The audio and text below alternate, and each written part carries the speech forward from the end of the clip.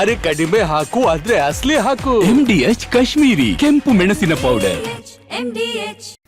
ನಮಸ್ಕಾರ, ನೀವು ನೋಡ್ತಾ ಇದ್ದೀರಾ ಮುಂಜಾನೆ ಮುನ್ನೋಟ. ನಾನು ಅಶ್ವದ್ವಿತ್, ನನ್ನ ಜೊತೆ ನನ್ನ ಕೊಲೀಗ ಅಶ್ವಿನಿ ದೇವಾಡಿಗ ಕೂಡ ಜಾಯ್ನ್ ಆಗ್ತಿದ್ದಾರೆ. Good morning Ashwini. Good morning. ನೋಡಿ, ಪ್ರತಿದಿನವೂ ಕೂಡ ನಾವು ಬರದ ಬಗ್ಗೆ ಹೇಳ್ತಾ ಇದ್ದೀವಿ. ಉತ್ತರ ಕರ್ನಾಟಕದ ಬರದ ಬಗ್ಗೆ, ದಕ್ಷಿಣ ಕರ್ನಾಟಕದ ಕಾವಿರಿನ ಕಿಚ್ಚಿನ ಬಗ್ಗೆ ನೆನ್ನೆಲ್ಲ ಹೇಳಿದ್ವಿ. ಇವತ್ತು ಏನಾಗ್ತಾ ಇದೆ ಅಂದರೆ, ದಿನ ಕಳೆದಂತೆ ಹವಾಮಾನ ವೈಪರೀತ್ಯ ಬದಲಾದಂತೆ ಈಗ ಮಳೆ ಇಲ್ಲ ಅಂತ ಇದ್ವಿ. ಈಗ ದಕ್ಷಿಣ ಕರ್ನಾಟಕದಲ್ಲಿ ಈಗ ಮಳೆ ಆಗ್ತಾ ಇದೆ ಚೆನ್ನಾಗಿ. ನೆನ್ನೆ ಮೊನ್ನೆಯಿಂದಲೂ ಕೂಡ ಚೆನ್ನಾಗಿ ಮಳೆ ಆಗ್ತಾ ಇದೆ. ಕಬಿನಿ ಜಲಾಶಯ ತುಂಬಿಕೊಂಡಿದೆ. ಈಗ ನಿಮಗೆ ನದಿಯಲ್ಲಿ ಒಳಹರಿವು ಮತ್ತು ಹೊರಹರಿವು ಹೆಚ್ಚಳ ಆಗ್ತಾ ಇದೆ. ಈಗೇನು ಮಾಡೋದು ಅನ್ನೋದೇ ಪ್ರಶ್ನೆ. ಕರ್ನಾಟಕ ತಮಿಳುನಾಡು ಕಾವೇರಿದ ಕದನ, ಒಂದು ಕಡೆ ಅಬ್ಬರಿಸುತ್ತಿರುವ ವರುಣ, ಡ್ಯಾಮ್ಗಳಿಗೆ ಜೀವ ಕಳೆ ಬರ್ತಾ ಇದೆ. ಜಲಾಶಯಗಳಲ್ಲಿ ಒಳಹರಿವು ಹೊರಹರಿವು ಹೆಚ್ಚಳ ಆಗ್ತಾ ಇದೆ. ಕಬಿನಿ ಜಲಾಶಯದ ಒಳಹರಿವು ಹೆಚ್ಚಳ ಹಿನ್ನೆಲೆ ನೆರೆಯ ತಮಿಳುನಾಡಿಗೆ ನೀರು ಹರಿದಂತೂ ಹೋಗ್ತಾ ಇದೆ. ಬೆಳಗ್ಗೆ 11 ಗಂಟೆಗೆ DKC ನೇತೃತ್ವದಲ್ಲಿ ಸರ್ವಪಕ್ಷ ಸಭೆ ಇದೆ. BJP ನಾಯಕರು ನಾವು ಈ ಸಭೆಗೆ ಬರಲ್ಲ ಅಂದಿದ್ರು, ಈಗ ಬರ್ತೀವಿ ಅಂತ ಹೇಳ್ತಿದ್ದಾರೆ. ನಿನ್ನೆ ಬರಲ್ಲ ಅಂತಿದ್ದ BJP ನಾಯಕರು ಇಂದು ಹಾಜರಾಗ್ತಾರೆ. ವಿಪಕ್ಷಗಳ ಅಭಿಪ್ರಾಯಕ್ಕೆ ಅವರ ಅಭಿಪ್ರಾಯವನ್ನು ಸಂಗ್ರಹ ಮಾಡೋದಕ್ಕೆ CM ನಿರ್ಧಾರವನ್ನು ಮಾಡಿಕೊಂಡಿದ್ದಾರೆ. ಜಲಾಶಯಗಳಲ್ಲಿ ನೀರಿನ ಸಂಗ್ರಹದ ಬಗ್ಗೆ CM ಮಾಹಿತಿಯನ್ನು ಈಗ ಆಲ್ರೆಡಿ ಪಡೆದುಕೊಂಡಿದ್ದಾರೆ. ಕರ್ನಾಟಕ ತಮಿಳುನಾಡಿನಲ್ಲಿ ಈ ಕಾವೇರಿ ಕಿಚ್ಚು 2023ರಲ್ಲಿ ಆಗಿತ್ತು. ಈಗ 2026ರಲ್ಲಿ, ಅದೇ 2023ರಲ್ಲಿ ಮಳೆ ಇವಾಗೇನು ಈಗ ನಿನ್ನೆ ಮೊನ್ನೆ ಬಂದಿರೋ ಮಳೆನೂ ಕೂಡ ಬಂದಿರಲಿಲ್ಲ, ಬಹಳ ಕಷ್ಟ ಇತ್ತು ಆಗ. ಸೊ ಅದೊಂದು ಗುದ್ದಾಟ ಆಯಿತು. ಈಗ ಮತ್ತೆ ಅದೇ ರಿಪೀಟ್ ಆಗುತ್ತೆ ಅನ್ನೋ ವೇಳೆಯಲ್ಲೇ ಮಳೆ ಕಾಣಿಸ್ಕೊಂಡಿದೆ. ಮಳೆ ಒಂದು ರೀತಿಯಲ್ಲಿ ಚೆನ್ನಾಗಿ ಬಂದಿದೆ. ಸೊ ಹಾಗಾಗಿ ಈ ಕಬಿನಿ ಜಲಾಶಯ ಏನಾಗಿದೆ, ತುಂಬಿಕೊಂಡಿದೆ, ಒಳಹರಿವು ಹೆಚ್ಚಾಗಿದೆ. ಹಾಗಾಗಿ ಹೊರಹರಿವು ಹೋಗಲೇಬೇಕು. ಈ ಬಗ್ಗೆ ಮತ್ತಷ್ಟು ಮಾಹಿತಿಯನ್ನು ಕೊಡ್ತಾರೆ ನಮ್ಮ ಪ್ರತಿನಿಧಿ ಚಂದ್ರು. ಲೈವ್ನಲ್ಲಿ ಜಾಯ್ನ್ ಆಗ್ತಿದ್ದಾರೆ. ಚಂದ್ರು, ಒಂದು ಕಡೆ ಮಳೆ ಆಗಿದೆ, ಡ್ಯಾಮ್ ತುಂಬ್ತಾ ಇದೆ, ಒಳಹರಿವು ಹೊರಹರಿವು ಇದೆಲ್ಲ ಹೆಚ್ಚಳ ಆಗ್ತಾ ಇದೆ, ಅದಿರಲಿ. ಮತ್ತೊಂದು ಕಡೆ ಇವತ್ತು ಸರ್ವಪಕ್ಷ ಸಭೆ ಇದೆ. ಈ ಸಭೆಯಲ್ಲಿ ಪ್ರಮುಖವಾಗಿ ಈ ಮಳೆಯನ್ನು ಆಧಾರವಾಗಿ ಇಟ್ಟುಕೊಂಡು, ಈಗ ಬಂದಿರೋ ಮಳೆಯನ್ನು ಆಧಾರವಾಗಿ ಇಟ್ಟುಕೊಂಡು ಏನೆಲ್ಲ ತೀರ್ಮಾನವನ್ನು ಮಾಡಲಾಗುತ್ತೆ, ಮತ್ತಷ್ಟು ಮಾಹಿತಿ ಕೊಡೋದಾದರೆ.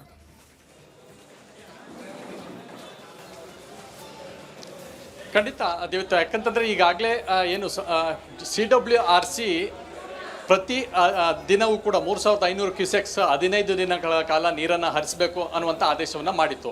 ಇದನ್ನೇ CWMA ಕೂಡ ಎತ್ತಿ ಹಿಡಿದಿರ್ತಕ್ಕಂಥದ್ದು. ಸೊ ಹೀಗಾಗಿ ತಮಿಳುನಾಡಿಗೆ ನೀರು ಬಿಡಬೇಕಾ ಬೇಡವಾ ಅನ್ನೋಂಥದ್ದು. ಯಾಕಂತಂದರೆ ಈಗಾಗಲೇ ಜಲಾಶಯಗಳು ಬರದಾಗಿದ್ದಂಥದ್ದು, ಮಳೆ ಇಲ್ಲದೆ ಭಾಳಷ್ಟು ಸಮಸ್ಯೆ ಎದುರಾಗಿತ್ತು. ಸೊ ಹೀಗಾಗಿ ಇದರ ನಡುವೆ ಕಾವೇರಿ ನೀರನ್ನು ತಮಿಳುನಾಡಿಗೆ ಹರಿಸೋ ಬಗ್ಗೆ ಭಾಳಷ್ಟು ತೀವ್ರ ವಿರೋಧ ವ್ಯಕ್ತವಾಗಿತ್ತು. ರೈತ ಸಂಘಟನೆಗಳು, ಕನ್ನಡಪರ ಸಂಘಟನೆಗಳು, ವಿಪಕ್ಷಗಳು ಎಲ್ಲರೂ ಕೂಡ ಬೀದಿಗಿಳಿದು ಪ್ರತಿಭಟನೆಯನ್ನು ಕೂಡ ಮಾಡಿದರು. KRS ಜಲಾಶಯವನ್ನು ಮುತ್ತಿಗೆ ಹಾಕುವಂಥ ಕೆಲಸವನ್ನು ಮಾಡಿದ್ರು. ಸೊ ಇವತ್ತು ಏನು ಸರ್ವಪಕ್ಷ ಸಭೆಯನ್ನ ನಿಗದಿ ಮಾಡಿರ್ತಕ್ಕಂಥದ್ದು ಗೃಹ ಕಚೇರಿ ಕೃಷ್ಣಾದಲ್ಲಿ ಬೆಳಗ್ಗೆ 11 ಗಂಟೆಗೆ ಏನು ಮುಖ್ಯಮಂತ್ರಿಗಳು ಸರ್ವಪಕ್ಷ ಸಭೆಯನ್ನ ಕರೆದಿರ್ತಕ್ಕಂಥದ್ದು. ಸೊ ಈಗಾಗಲೇ ಹೋಗ್ಬೇಕಾ ಬೇಡವಾ ಅನ್ನೋಂಥ ದೃಷ್ಟಿಯಲ್ಲಿ BJP ಇತ್ತು. ಆದರೆ ಇವತ್ತು ಸರ್ವಪಕ್ಷ ಸಭೆಯಲ್ಲಿ ಭಾಗಿಯಾಗೋದಕ್ಕೆ ನಿರ್ಧಾರ ಮಾಡಿದೆ. ಅದಕ್ಕೂ ಮುನ್ನ ಕೋರ್ ಕಮಿಟಿ ಸಭೆಯನ್ನ ನಿಗದಿ ಮಾಡಿರ್ತಕ್ಕಂಥದ್ದು. ಈಗಾಗಲೇ ಕೋರ್ ಕಮಿಟಿ ಸಭೆ ಕೂಡ ಆರಂಭವಾಗಿದೆ BJPಯದ್ದು. ಸೊ ಇಲ್ಲಿ ಪ್ರಮುಖವಾಗಿ ಏನೆಲ್ಲ ವಿಚಾರಗಳನ್ನು ಚರ್ಚೆ ಮಾಡಬೇಕು ಅನ್ನುವಂಥ ನಿರ್ಧಾರವನ್ನು ಮಾಡಲಿದ್ದಾರೆ. ಸೊ ಇನ್ನು JDSನಿಂದನೂ ಕೂಡ ಕುಮಾರಸ್ವಾಮಿ ಅವರು, ಕೇಂದ್ರ ಸಚಿವರು, JDS ರಾಜ್ಯಾಧ್ಯಕ್ಷರಾಗಿರ್ತಕ್ಕಂಥ ಕುಮಾರಸ್ವಾಮಿ ಅವರು, ಹಾಗೆ JDLP ನಾಯಕ ಸುರೇಶ್ ಬಾಬು ಸೇರಿದಂತೆ ಕೆಲ ಪ್ರಮುಖರು ಭಾಗಿಯಾಗ್ತಿದ್ದಾರೆ. ಇನ್ನು BJPಯಲ್ಲಿ ರಾಜ್ಯಾಧ್ಯಕ್ಷ ವಿಜಯೇಂದ್ರ, ಹಾಗೆ ವಿಪಕ್ಷ ನಾಯಕರುಗಳಾದಂಥ R ಅಶೋಕ್ ಮತ್ತು ಚಲವಾದಿ ನಾರಾಯಣ ಸ್ವಾಮಿ, ಕೇಂದ್ರ ಸಚಿವರಾದಂಥ ಶೋಭಾ ಕರಂದ್ಲಾಜೆ, ಹಾಗೆ V ಸೋಮಣ್ಣ ಅವರು ಕೂಡ ಈ ಸಭೆಯಲ್ಲಿ ಭಾಗಿಯಾಗ್ತಾ ಇದ್ದಾರೆ. ಈಗಾಗಲೇ ನವದೆಹಲಿಯಲ್ಲಿ CM ಸಂಸದರುಗಳ ಜೊತೆಯಲ್ಲಿ ಮತ್ತು ಯಾರೆಲ್ಲ ಕೇಂದ್ರ ಸಚಿವರಿದ್ದಾರೆ ಅವ್ರನ್ನ ಭೇಟಿಯಾಗಿದ್ರು ಕರ್ನಾಟಕದವ್ರನ್ನ. ಸೊ ಇಲ್ಲೂ ಕೂಡ ಈ ಒಂದು ವಿಚಾರವಾಗಿ ಚರ್ಚೆ ನಡೆಯುತ್ತೆ. BJPಯದು ಒಂದೇ ಆಕ್ಷೇಪ, ಈಗಾಗಲೇ ನೀರನ್ನು ತಮಿಳುನಾಡಿಗೆ ಹರಿಸಿದ್ರಿ, ಇದರ ನಡುವೆ ಸರ್ವಪಕ್ಷ ಸಭೆ ಕರೆದು ನಮ್ಮ ಅನುಮತಿ ಕೇಳುವಂಥದ್ದು ಏನಿದೆ. ಸೊ ಒಟ್ಟಾರೆಯಾಗಿ ನೋಡೋದಾದರೆ BJPಯಿಂದ ಒಂದೇ ಆಗ್ರಹ, ಕೊಡೋದಾದರೆ ತಮಿಳುನಾಡಿಗೆ ಕೊಡೋದಾದರೆ ನಮ್ಮ ರೈತರಿಗೂ ಕೂಡ ನೀರು ಕೊಡಬೇಕು. ಜೊತೆಯಲ್ಲಿ ಬೆಂಗಳೂರು ಸೇರಿದಂತೆ ಎಲ್ಲಿ ಕುಡಿಯೋ ನೀರಿನ ಅವಶ್ಯಕತೆ ಇದೆ ಅಲ್ಲಿಗೂ ಕೂಡ ನೀರನ್ನು ರಿಸರ್ವ್ ಆಗಿ ಇಟ್ಕೋಬೇಕು. ಪ್ರಬಲವಾದಂಥ ವಾದವನ್ನು ಮಂಡಿಸಬೇಕು CWMA ಮತ್ತು CWRCಯಲ್ಲಿ ಅನ್ನುವಂಥದ್ದು ಚರ್ಚೆಯನ್ನು ಮಾಡಲಿದ್ದಾರೆ. ಸೊ ಒಟ್ಟಾರೆಯಾಗಿ ಇವತ್ತು ಬೆಳಗ್ಗೆ 11 ಗಂಟೆಗೆ ಸರ್ವಪಕ್ಷ ಸಭೆ ಆರಂಭವಾಗುತ್ತೆ. ಅಲ್ಲಿ ಏನೆಲ್ಲ ಚರ್ಚೆ ಮಾಡಬೇಕು ಅನ್ನೋಂಥದ್ದನ್ನು ಇವತ್ತು BJP ಕೋರ್ ಕಮಿಟಿಯಲ್ಲಿ ನಿರ್ಧಾರ ಮಾಡಿ ಆನಂತರ ಮುಖ್ಯಮಂತ್ರಿಗಳು ನಡೆಸ್ತಿರ್ತಕ್ಕಂಥ ಸರ್ವಪಕ್ಷ ಸಭೆಯಲ್ಲಿ ಹೋಗಿ ಒಂದಷ್ಟು ಆಗ್ರಹವನ್ನು ಕೂಡ ಮಾಡಲಿದ್ದಾರೆ. ಚಂದ್ರು, ಆಮೇಲೆ ಮತ್ತೊಂದು ಪ್ರಶ್ನೆ ಏನಪ್ಪ ಅಂತಂದರೆ, ಈ CWMA ಅಥವಾ RC ಏನೇ ಇರಲಿ, ಈ ಹವಾಮಾನದ ಮುನ್ಸೂಚನೆಯಿಂದ ಏನಾದರೂ ನಾವು ನೀರನ್ನು ಬಿಡ್ಬೋದು ಅನ್ನೋ ಲೆಕ್ಕಾಚಾರಕ್ಕೆ ಬಂದ್ರಾ ಹೇಗೆ ಅಂತ ಒಂದಷ್ಟು ಚರ್ಚೆಗಳಾಗ್ತಾ ಇದೆ. ಯಾಕಂದರೆ ಈಗಾಗಲೇ ಹವಾಮಾನ ಇಲಾಖೆ ಯಾವ ರೀತಿಯ ಮಾಹಿತಿ ಕೊಟ್ಟಿತ್ತು ಅಂದರೆ ಕರ್ನಾಟಕದಲ್ಲಿ ಮಳೆ ಅಬ್ಬರಿಸುತ್ತೆ ಅಂತ. ಈ ಆಧಾರದ ಮೇಲೆ ಏನಾದರೂ ನೀರು ಬಿಡಲಿಕ್ಕೆ ಪ್ಲಾನ್ ಮಾಡಿದ್ದ? ಏನಿದೆ ಚರ್ಚೆ ವಿಚಾರವಾಗಿ?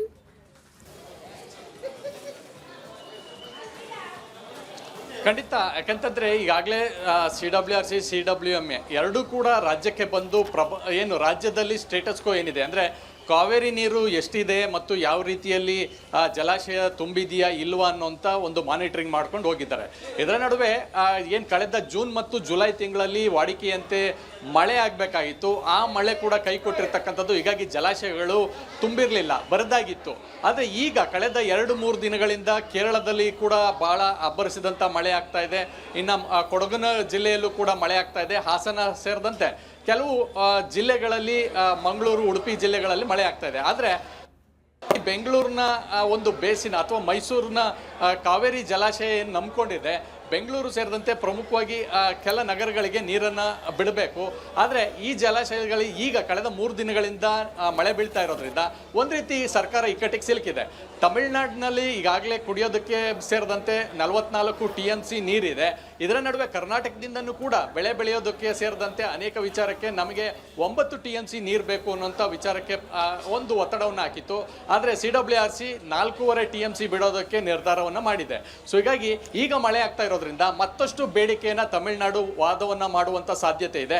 ಸೊ ಹೀಗಾಗಿ ಈಗಾಗಲೇ ಕಬಿನಿ ಜಲಾಶಯ ತುಂಬಿ ಅದರಿಂದ ನೀರನ್ನು ನಿನ್ನೆ 10,000 ಕ್ಯೂಸೆಕ್ ನೀರನ್ನು ಹೊರಬಿಡೋದಕ್ಕೆ ತೀರ್ಮಾನವನ್ನು ಮಾಡಿಕೊಳ್ಳಲಾಗಿತ್ತು. ಸೊ ಒಟ್ಟಾರೆಯಾಗಿ ಬಿಳಿಗುಂಡ್ಲುವಿಗೆ ಎಷ್ಟು ನೀರು ಹೋಗಿದೆ.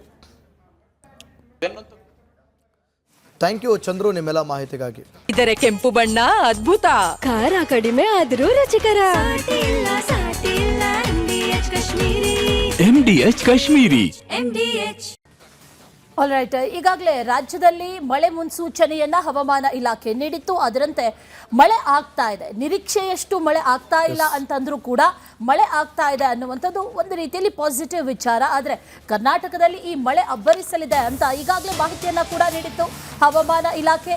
ಈ ಹವಾಮಾನ ಇಲಾಖೆ ನೀಡಿದಂತಹ ವರದಿಯನ್ನ ಆಧರಿಸಿ CWMA ಹಾಗಾದ್ರೆ ಆದೇಶವನ್ನ ನೀಡ್ತಾ ತಮಿಳುನಾಡಿಗೆ ನೀರು ಹರಿಸುವಂತೆ ಆದೇಶವನ್ನ ಕೊಟ್ಟಿದೆ. CWMA 15 ದಿನಗಳ ಕಾಲ 3,500 ಕ್ಯೂಸೆಕ್ ನೀರನ್ನು ಹರಿಸುವಂಥ ಅನಿವಾರ್ಯ ಪರಿಸ್ಥಿತಿಯಲ್ಲಿ ಈಗ ರಾಜ್ಯ ಬಂದು ನಿಂತಿದೆ.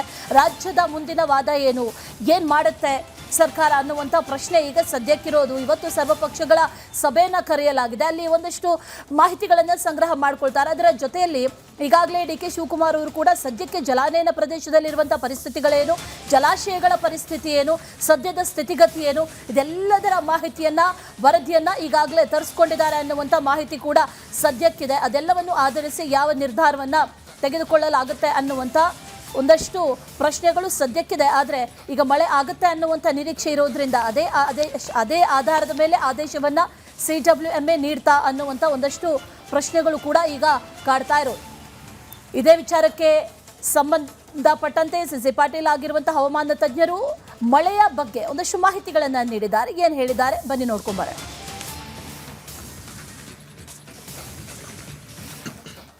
ರಾಜ್ಯದಲ್ಲಿ ಈ ಬಾರಿ ಮಳೆಯ ಕೊರತೆ ಉಂಟಾಗಿದೆ. ಜುಲೈನಲ್ಲಿ ಸಿಲಿಕಾನ್ ಸಿಟಿಯಲ್ಲೂ ಕೂಡ ವಾಡಿಕೆಯಷ್ಟು ಮಳೆಯಾಗಿಲ್ಲ. ಈ ಬಗ್ಗೆ ಮಾತನಾಡೋದಕ್ಕೆ ನಮ್ಮ ಜೊತೆ ಬೆಂಗಳೂರು ಹವಾಮಾನ ಇಲಾಖೆ ವಿಜ್ಞಾನಿಯಾಗಿರುವಂತಹ CS ಪಾಟೀಲ್ ಇದ್ದಾರೆ. ಅವರು ಮಾತನಾಡ್ಸ್ಕೊಂಡು ಹೋಗ್ತೀನಿ. ಸರ್, ಈಗ ಜುಲೈನಲ್ಲಿ ಕೇವಲ 1-2 ಬಾರಿ ಅಷ್ಟೇ ಮಳೆಯಾಗಿರೋದು. ಇದು ದಾಖಲೆನ ಹೆಂಗೆ, ಎಷ್ಟು ಆಗಬೇಕಾಗಿತ್ತು, ವಾಡಿಕೆ ಎಷ್ಟು ಈ ಹಿಂದೆ ಆಗ್ತಾ ಇತ್ತು, ಎಷ್ಟು ಆಗಬೇಕಾಗಿತ್ತು, ಎಷ್ಟಾಗಿದೆ ಸರ್? ಜುಲೈನಲ್ಲಿ ಬೆಂಗಳೂರಿನಲ್ಲಿ ಸುಮಾರು 40% 50% ರಷ್ಟು ಮಳೆ ಕೊರತೆಯಾಗಿದೆ. ಇದು ವಾರ್ಷಿಕವಾಗಿ ಸುಮಾರು 100 ಸೆಂಟಿಮೀಟ್ರ್ ಮಳೆ ಆಗಬೇಕಾಗಿತ್ತು. ಇಲ್ಲೇ ಸುಮಾರು ಒಂದು 14 ಸೆಂಟಿಮೀಟ್ರ್ ಮಾತ್ರ ಮಳೆಯಾಗಿದೆ. ಇನ್ನು ಆಗಸ್ಟ್ 2ನೇ ವಾರದಲ್ಲಿ ಮಳೆಯಾಗುವ ಸಾಧ್ಯತೆ ಐತಿ. ಆಗಸ್ಟ್ 1ರಂದು 1ರಿಂದ 5ನೇ ತಾರೀಕಿನ ತನಕ ಮಳೆ ಬೆಂಗಳೂರಿನಲ್ಲಿ ಸಾಧಾರಣವಾಗಿ ಕೆಲವು ಕಡೆ ಮಾತ್ರ ಮಳೆಯಾಗುವ ಸಾಧ್ಯತೆಗಳದಾವು. ಮುಂದೆ 6ರಿಂದ 13 ತನಕ ಬೆಂಗಳೂರಿನಲ್ಲಿ ಮಳೆಯಾಗುವ ಸಾಧ್ಯತೆಗಳದಾವು. ಮುಂದೆ 13ರಿಂದ ಮತ್ತೆ ಮಳೆಯ ಪ್ರಮಾಣ ಕಡಿಮೆ ಆಗುವ ಸಾಧ್ಯತೆಗಳದಾವು. ಇವತ್ತು ಆಗಸ್ಟ್ 1ರಂದು ಕರ್ನಾಟಕದ ಕರಾವಳಿ ಹಾಗೂ ಮಲೆನಾಡಿನ ಜಿಲ್ಲೆಗಳಲ್ಲಿ ವ್ಯಾಪಕವಾಗಿ ಮಳೆಯಾಗುವ ಸಾಧ್ಯತೆ ಇದ್ದು ಕೆಲವು ಕಡೆ ಭಾರಿ ಆಗುವ ಅತ್ಯಂತ ಭಾರಿ ಮಳೆಯಾಗುವ ನಿರೀಕ್ಷಣೆ ಇರುವುದರಿಂದ ಉತ್ತರ ಕನ್ನಡ, ಉಡುಪಿ, ದಕ್ಷಿಣ ಕನ್ನಡ, ಶಿವಮೊಗ್ಗ, ಚಿಕ್ಕಮಗಳೂರು, ಹಾಸನ, ಕೊಡಗು ಈ ಜಿಲ್ಲೆಗಳಿಗೆ ಆರೆಂಜ್ ಅಲರ್ಟನ್ನು ಕೊಡಲಾಗಿದೆ. ನಾಳೆ ಆಗಸ್ಟ್ 2ರಂದು ಈ ಕರಾವಳಿ ಜಿಲ್ಲೆಗಳಿಗೆ ಮತ್ತು ಮಲೆನಾಡಿನ ಜಿಲ್ಲೆಗಳಿಗೆ ಯೆಲ್ಲೋ ಅಲರ್ಟನ್ನು ಕೊಡಲಾಗಿದೆ. ಆಗಸ್ಟ್ 3ರಂದು ಕರಾವಳಿ ಜಿಲ್ಲೆಗಳಿಗೆ ಯೆಲ್ಲೋ ಅಲರ್ಟನ್ನು ಕೊಡಲಾಗಿದೆ. 4, 5ರಂದು ಕರಾವಳಿ ಜಿಲ್ಲೆಗಳಲ್ಲಿ ಮಳೆಯ ಪ್ರಮಾಣ ಕಡಿಮೆ ಆಗುತ್ತೆ. ಕರ್ನಾಟಕ ರಾಜ್ಯಾದ್ಯಂತ ಆಗಸ್ಟ್ 2ರಿಂದ ಮಳೆಯ ಪ್ರಮಾಣ ಗಣನೀಯವಾಗಿ ಕಡಿಮೆಯಾಗುವ ಸಾಧ್ಯತೆಗಳದಾವು. ಆದರೆ ಆಗಸ್ಟ್ 6ರಿಂದ ಮತ್ತೆ ಮಳೆಯ ಏರಿಕೆಯಾಗುವ ಸಾಧ್ಯತೆಗಳದಾವು. ಈಗ ಇದೇ ರೀತಿಯಲ್ಲಿ ಜುಲೈನಲ್ಲಿ ಯಾವತ್ತಾದರೂ ಈ ರೀತಿಯಲ್ಲಿ ದಾಖಲೆ ಪ್ರಮಾಣದಲ್ಲಿ ಮಳೆಯ ಟೈಮ್ನಲ್ಲಿ ಉಷ್ಣಾಂಶ ದಾಖಲಾಗಿರೋದಿದೆಯಾ? ಮತ್ತು ಇಷ್ಟು ಕಡಿಮೆ ಯಾವಾಗ ಈ ಹಿಂದೆ ಮಳೆಯಾಗಿತ್ತು ಅಂತ? ಇಷ್ಟೊಂದು ದಾಖಲೆ ಉಷ್ಣಾಂಶ ಎಂದೂ ಆಗಿಲ್ಲ ಬೆಂಗಳೂರಿನಲ್ಲಿ. ಮತ್ತು ಮಳೆಯ ಪ್ರಮಾಣವೂ ಕೂಡ ಭಾಳ ಈ ಎಲ್ನಿನೋದಿಂದ ಭಾಳ ಕಡಿಮೆ ಆಗಿದೆ. ಇದ್ದದ್ರಾಗ ನೋಡಿ, ಕರ್ನಾಟಕ ಹಾಗೂ ತಮಿಳುನಾಡು ನಡುವೆ ಈ ಕಾವೇರಿ ಜಟಾಪಟಿ ಜೋರಾಗಿದೆ. ನೆರೆಯ ರಾಜ್ಯಕ್ಕೆ ನೀರು ಹರಿಸಬೇಕೆಂಬ CWMA ಆದೇಶ ರಾಜ್ಯಕ್ಕೆ ಒಂಥರ ಈ ಬರಸಿಡಲು ಬಡದಂತಾಗೋಗ್ಬಿಟ್ಟಿದೆ. ತಮಿಳುನಾಡಿಗೆ ಕಾವೇರಿ ಹರಿಸುವ ಆದೇಶದ ವಿರುದ್ಧ ಕರ್ನಾಟಕ ಸರ್ಕಾರ ಸುಪ್ರೀಂ ಕೋರ್ಟ್ ಮೆಟ್ಟಿಲೇರುತ್ತಾ? ಇಂದು ನಡೆಯುವಂಥ ಸರ್ವಪಕ್ಷಗಳ ಸಭೆಯತ್ತ ಸಾಕಷ್ಟು ಕುತೂಹಲ ಆ ದೃಷ್ಟಿ ನಟ್ಟಿದೆ, ಏನಾಗ್ಬೋದು ಅಂತೇಳಿ. ಸೊ ಅದಕ್ಕೆ ಸಂಬಂಧಪಟ್ಟಂಥ ಒಂದು ಸ್ಟೋರಿ ಇದೆ, ನೋಡ್ಕೊಂಬರೋಣ.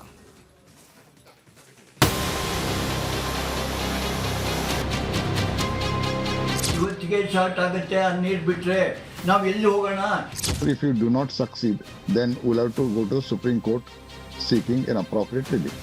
ಈಗ ನಾನು ಬಿಡುವುದಿಲ್ಲ ಅಂತ ನಾನಾಗಲಿ, ಯತೀಂದ್ರಾಗಲಿ, ಸಂಘಟನೆಗಾರರಾಗಲಿ ನಾವೆಲ್ಲ ಹೇಳಿದ್ರೆ ನೀರನ್ನ ಹಿಡ್ಕೊಳಕ್ಕೆ ನಮ್ಮ ಕೈಲಿ ಆಗೋದಿಲ್ಲ.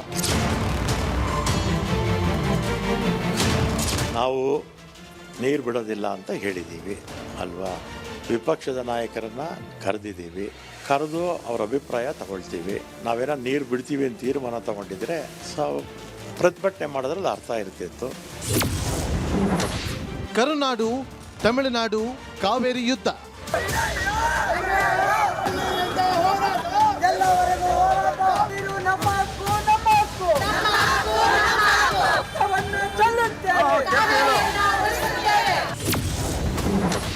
ಮಳೆ ಆರ್ಭಟ, ಡ್ಯಾಮ್ ತುಂಬಿದ್ದು ಶಾಪನ. ಕರುನಾಡಿನಲ್ಲಿ ಮುಂಗಾರು ಕಣ್ಣಾ ಮುಚ್ಚಾಲೆ ಆಟ. ಆಗೊಮ್ಮೆ ಈಗೊಮ್ಮೆ ಮಳೆರಾಯನ ಆರ್ಭಟ. ಅರ್ಧಂಬರ್ಧ ತುಂಬಿರುವ ಜಲಾಶಯಗಳು. ಕಟು ವಾಸ್ತವದಲ್ಲಿ ರಾಜ್ಯದಲ್ಲಿ ಭೀಕರ ಬರ ತಾಂಡವ. ಆದರೆ ತಮಿಳುನಾಡಿಗೆ ಕಾವೇರಿ ಹರಿಸಬೇಕೆಂಬ CWMA ಆದೇಶ ಕರ್ನಾಟಕ ತತ್ತರಿಸಿ ಹೋಗಿದೆ. ಜೀವನಾಡಿ ಉಳಿವಿಗೆ ರೈತರು, ಕನ್ನಡ ಪರ ಸಂಘಟನೆಗಳು ಹಾಗೂ ರಾಜಕೀಯ ಪಕ್ಷಗಳು ಬೀದಿಗಿಳಿದಿವೆ. ಕಾವೇರಿಯನ್ನೇ ಯಾವುದೇ ಕಾರಣಕ್ಕೂ ಕೂಡ ನಾವು ಬಿಟ್ಟುಕೊಡೋದಿಲ್ಲ ಅಂತ ಹೇಳಿ ಸಂಘಟನೆಗಳು ಮತ್ತು ರೈತರು ಕೂಡ, ರೈತಪರ ಸಂಘಟನೆಗಳಾಗಿರಬಹುದು, ರೈತರು ಕೂಡ ಈ ಒಂದು ಹೋರಾಟದಲ್ಲಿ ಭಾಗಿಯಾಗಿದ್ದಾರೆ. ರಾಜ್ಯದಲ್ಲಿ ಕುಡಿಯೋಕೆ ನೀರಿಲ್ಲ. ಸಾಲ ಸೋಲ ಮಾಡಿ ಬೆಳೆದಿದ್ದ ಬೆಳೆ ಒಣಗುತ್ತಿದೆ. ಜನ ಜಾನುವಾರುಗಳು ಮೇವಿಲ್ಲದೆ ಪರದಾಡುತ್ತಿವೆ. ಇದಕ್ಕೆ ತದ್ವಿರುದ್ಧವಾಗಿ ತಮಿಳುನಾಡಿನ ಮೆಟ್ಟೂರು ಡ್ಯಾಂನಲ್ಲಿ 40 TMC, ಭವಾನಿ ಜಲಾಶಯದಲ್ಲಿ 8 TMC ನೀರಿದೆ. ಆದರೆ ತಮಿಳುನಾಡಿಗೆ 2ನೇ ಕುರುಬೈ ಬೆಳೆಗೆ ನೀರು ಬೇಕಂತೆ. ಈಗಾಗಲೇ ಸುಮಾರು 334 TMC ನೀರು ಹರಿದು ಹೋಗಿದೆ.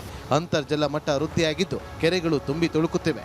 ಅಷ್ಟಕ್ಕೂ ತಮಿಳುನಾಡಿನಲ್ಲಿ ನೀರಿದೆ ಅನ್ನುವಂತಹ ಒಂದು ವಾದಗಳು ಕೂಡ ಈಗ ಕೇಳಿ ಬರ್ತಾ ಇರುವಂಥದ್ದು. ಯಾಕಂದರೆ ಈ ಹಿಂದೆಯೂ ಕೂಡ ಸುಪ್ರೀಂ ಕೋರ್ಟ್ನಲ್ಲಿ ಕೆಲವೊಂದು ಅಂಶಗಳನ್ನು ಇಟ್ಟುಕೊಂಡು ವಾದ ಮಾಡಿರುವಂತಹ ಹಿರಿಯ ವಕೀಲ ಹಾಗೂ ಕಾನೂನು ತಜ್ಞರು ಕೂಡ ಇದೇ ಒಂದು ಅಭಿಪ್ರಾಯವನ್ನು ವ್ಯಕ್ತಪಡಿಸಿದ್ದಾರೆ.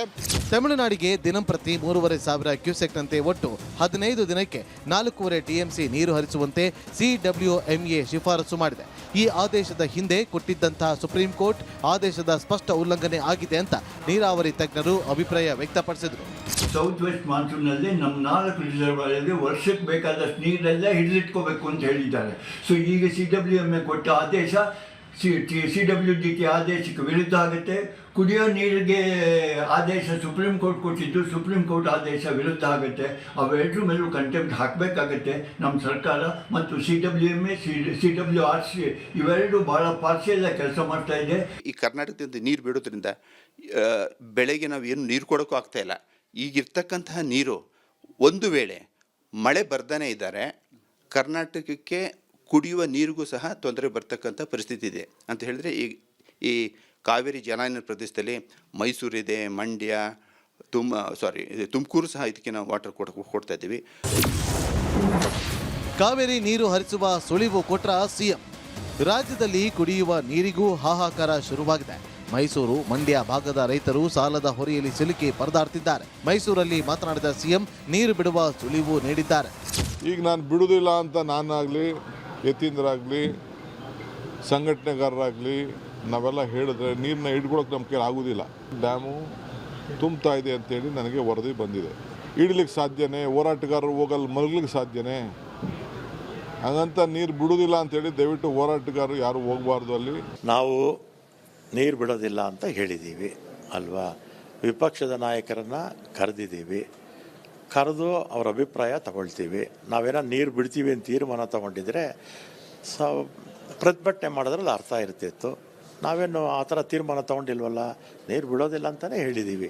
ಆಮೇಲೆ ವಿಪಕ್ಷ ನಾಯಕರೆಲ್ಲ ಬರಲಿ, ಕೂತು ತೀರ್ಮಾನ ಮಾಡಿ ಯಾವ ರೀತಿ ಹೆಜ್ಜೆ ಇಡಬೇಕು ಅನ್ನೋದನ್ನು ಆಮೇಲೆ ತೀರ್ಮಾನ ಮಾಡೋಣ. ಇಂದು ಸಿಎಂ ನೇತೃತ್ವದಲ್ಲಿ ಸರ್ವ ಪಕ್ಷಗಳ ಸಭೆ. ಸರ್ಕಾರ ತಮಿಳುನಾಡಿಗೆ ನೀರು ಹರಿಸದಂತೆ ವಿಪಕ್ಷಗಳು, ರೈತರು, ಕನ್ನಡ ಪರ ಸಂಘಟನೆಗಳು ಹೋರಾಟಕ್ಕಿಳಿದಿವೆ. ಕರ್ನಾಟಕ ಬಂದ್ಗೆ ಕರೆ ಕೊಟ್ಟಿರೋದು ಸರ್ಕಾರ ಇಕ್ಕಟ್ಟಿಗೆ ಸಿಲುಕಿದೆ. ಇಂದು ಗೃಹ ಕಚೇರಿ ಕೃಷ್ಣಾದಲ್ಲಿ ಸಿಎಂ ಡಿಕೆಶಿ ಸರ್ವ ಪಕ್ಷಗಳ ಸಭೆ ನಡೆಸಲಿದ್ದಾರೆ. ಕರ್ನಾಟಕ ಸುಪ್ರೀಂ ಕೋರ್ಟ್ ಮೆಟ್ಟಿಲೇರುತ್ತಾ ರಾಜ್ಯದಲ್ಲಿ ಸುರಿಯುತ್ತಿರುವ ಮಳೆ ವರನ ಶಾಪನ ಅನ್ನೋದೇ ಸದ್ಯದ ಕುತೂಹಲ.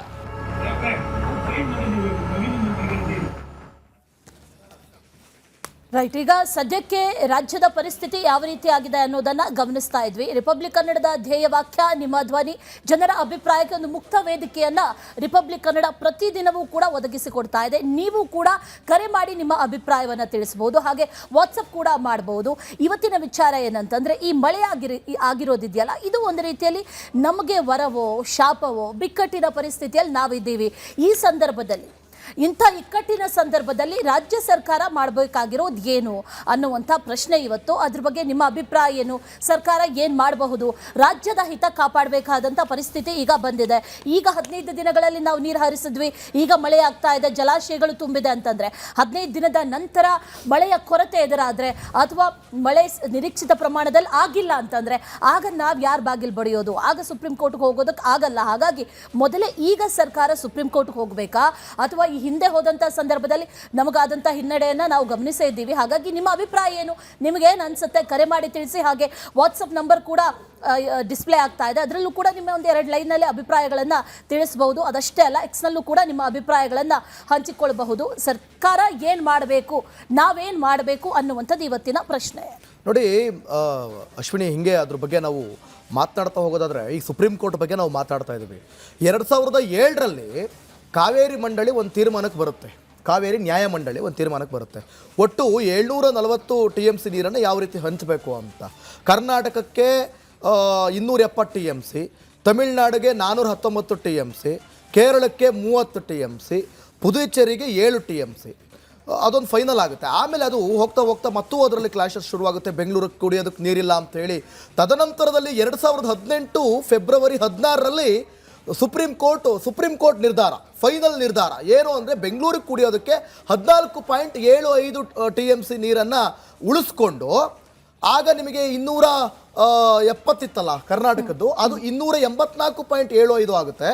ತಮಿಳ್ನಾಡ್ದು 419 ಇತ್ತಲ್ಲ, ಅದು ಬಂದು 404 ಆಗುತ್ತೆ, 404.25 TMC ಆಗುತ್ತೆ. ಇನ್ನು ಕೇರಳಕ್ಕೆ 30 TMC, ಪುದುಚೇರಿಗೆ ಅದೇ 7 TMC. ಸೊ ಇದನ್ನು ನೋಡ್ಕೊಂಡಿದ್ದು ಫೈನಲ್ ಹಂಚಿಕೆ, ಇದು ಕೊನೆಯ ಹಂಚಿಕೆ, ಇದು 2018ರಲ್ಲಿ ಆದದ್ದು. ಈ ಹಂಚಿಕೆ ಅನುಸಾರವೇ ಆಗಬೇಕು. ಇದಕ್ಕಿಂತ ಕಡಿಮೆ ಮಟ್ಟದಲ್ಲಿ ಕರ್ನಾಟಕದಲ್ಲಿ ನೀರು ಕಡಿಮೆ ಆಯಿತು ಅಂತಂದರೆ ಆಗ ತಮಿಳ್ನಾಡಿಗೆ ಬಿಡಬೇಕಾ ಬೇಡವಾ ಅನ್ನೋದು ಮ್ಯಾಟ್ರ್ ಆಗುವಂಥದ್ದು. ಓಕೆ, ಒಬ್ರು ಕಾಲರ್ ರೆಡಿ ಇದ್ದಾರೆ. ರೈಟ್, ರಘು ಅವರು ಕರೆ ಮಾಡಿದ್ದಾರೆ. ರಘು ಅವರೇ ನಮಸ್ತೆ. ನಮಸ್ತೆ. ಏನು ಹೇಳ್ತೀರಿ? ನಮ್ಮ ಪರಿಸ್ಥಿತಿ ಒಂದು ರೀತಿಯಲ್ಲಿ ಇಕ್ಕಟ್ಟಿನಲ್ಲಿ ಸಿಲುಕಿಕೊಂಡಂಥ ಪರಿಸ್ಥಿತಿ. ಇಂಥ ಪರಿಸ್ಥಿತಿ ಮೊದಲೇನಲ್ಲ, ಈ ಹಿಂದೆಯೂ ಕೂಡ ಇಂಥ ಪರಿಸ್ಥಿತಿ ಬಂದಿತ್ತು. ಆದರೆ ಈಗ ಏನು ಮಾಡಬಹುದು? ನಮೀಗ ಮಳೆ ಆಗ್ತಿರೋದ್ರಿಂದ ಈಗಾಗಿದೆ. ಈಗ ನಮ್ಗೆ ನಾವು ಕೇಳ್ತಿರೋದು ಕುಡಿಯೋ ನೀರಿಗೆ ಯಾಕೆ ಸಮಂಜಸವಾಗಿ ಸರ್ಕಾರದವರು ಅವ್ರಿಗೆ ಮಂದಟ್ ಮಾಡಲ್ಲ ಅನ್ನೋದೇ ನಮ್ಮ ಪ್ರಶ್ನೆ ಮೇಡಮ್. ಯಾಕೆ ಅವ್ರಿಗೆ ಕುಡಿಯೋ ನೀರಿಗೆ ಯಾಕೆ ಕರೆಕ್ಟ್ ಆಗಿ ಹೇಳ್ತಾ ಇಲ್ಲ? ತಮಿಳ್ನಾಡಿಗೆ ಕುಡಿಯೋ ನೀರಿಗೆ ಅಭಾವ ಇದೆ ಅಂತ ಯಾಕೆ ಹೇಳ್ತಾ ಇಲ್ಲ ಅಂತ. ಎಲ್ಲ ಫೇಲ್ಯೂರ್ ಆಗ್ತಾ ಇದೆಯಾ ಹೇಳೋದ್ರಲ್ಲಿ? ಸರ್ಕಾರನೇ ಫೇಲ್ಯೂರ್ ಆಗ್ತಾ ಇದೆ ಹೇಳೋದ್ರೆ. ಅವ್ರಿಗೆ ಮನದಟ್ಟು ಮಾಡೋದಕ್ಕೆ ಕೇಳ್ತಾರಲ್ವಾ ಅವರು, ಯಾಕೆ ಹೇಳಲ್ಲ ಅಂತ. ರೈಟ್. ಆಲ್ ರೈಟ್ ರಘು ಅವರೇ, ಧನ್ಯವಾದ ಕರೆ ಮಾಡಿ ನಿಮ್ಮ ಅಭಿಪ್ರಾಯವನ್ನ ತಿಳಿಸಿದ್ದಕ್ಕೆ. ಅವರು ಪ್ರಶ್ನೆ ಮಾಡ್ತಾ ಇದ್ದಾರೆ ಜನರು, ಅದಕ್ಕೆ ಉತ್ತರ ಸರ್ಕಾರ ಕೊಡಬೇಕಾಗುತ್ತೆ. ಶಿವಮೊಗ್ಗದಿಂದ ಶಿವಯ್ಯ ಅನ್ನೋರು ಕರೆ ಮಾಡಿದ್ದಾರೆ. ಶಿವಯ್ಯ ನಮಸ್ಕಾರ. ಸರ್ ನಮಸ್ಕಾರ. ಸರ್ ಏನು ಹೇಳೋದಕ್ಕೆ ಬಯಸ್ತೀರಿ? ಈಗ ನೀವು ಶಿವಮೊಗ್ಗದವರು, ಕಾವೇರಿ ನೀರಿನ ವಿಚಾರಕ್ಕೆ ಬಂದಾಗ ಈ ರೀತಿ ಸಮಸ್ಯೆಗಳಾಗ್ತಾ ಇದೆ ಹಿಂದೆಯಿಂದಲೂ ಕೂಡ. ಇದನ್ನು ಯಾವ ರೀತಿ ಬಗೆಹರಿಸುವಂಥ ನಿಟ್ಟಿನಲ್ಲಿ ಸರ್ಕಾರ ಕೆಲಸ ಮಾಡಬೇಕು? ಇಡೀ ರಾಜ್ಯ ಒಂದೇ ಸರ್, ರಾಜ್ಯಾದ್ಯಂತ ಇರುವಂತಹ ಜನಗಳೆಲ್ಲರೂ ಬೆಂಗಳೂರಲ್ಲೂ ಇರ್ತಾರೆ, ಶಿವಮೊಗ್ಗದಲ್ಲೂ ಇರ್ತಾರೆ. ಕಾವೇರಿ ನಮ್ಮದು. ಕಾವೇರಿನ ಯಾವತ್ತೂ ಸಹ ನಾವು ಬಿಟ್ಕೊಡಕ್ ಸಾಧ್ಯ ಇಲ್ಲ. ಈಗ ತಮಿಳ್ನಾಡು ಹೇಳ್ಬಿಡ್ತು ಅಂತ ಹೇಳ್ಬಿಟ್ಟು ನಾವು ಬಿಡಕ್ಕೆ, ನಮಗೆ ಮಳೆ ಆಗಿಲ್ಲ, ನಮಗೆ ಕುಡಿಯೋ ನೀರಿಲ್ಲ ಅಂದ್ರೆ ನಾವೇ ಇಲ್ಲಿ ಬರ ಬಂದು ಸಾಯ್ತಾ ಇದೀವಿ. ಬೇರೆ ಪ್ರದೇಶಕ್ಕೆ ನೀರು ಬಿಡಬೇಕು ಅಂದ್ರೆ ಇದಕ್ಕೆ ಸರ್ಕಾರ ಹೊಣೆ ಆಗುತ್ತೆ. ಸರ್ಕಾರ ತನ್ನ ಒಂದು ಉದ್ದೇಶವನ್ನ ಯಾರೋ ಹೇಳಿದ್ರು ಅಂತ ಹೇಳ್ಬಿಟ್ಟು ಬಿಡುವಂಥದ್ದು ಸಮಂಜಸ ಅಲ್ಲ ಸರ್.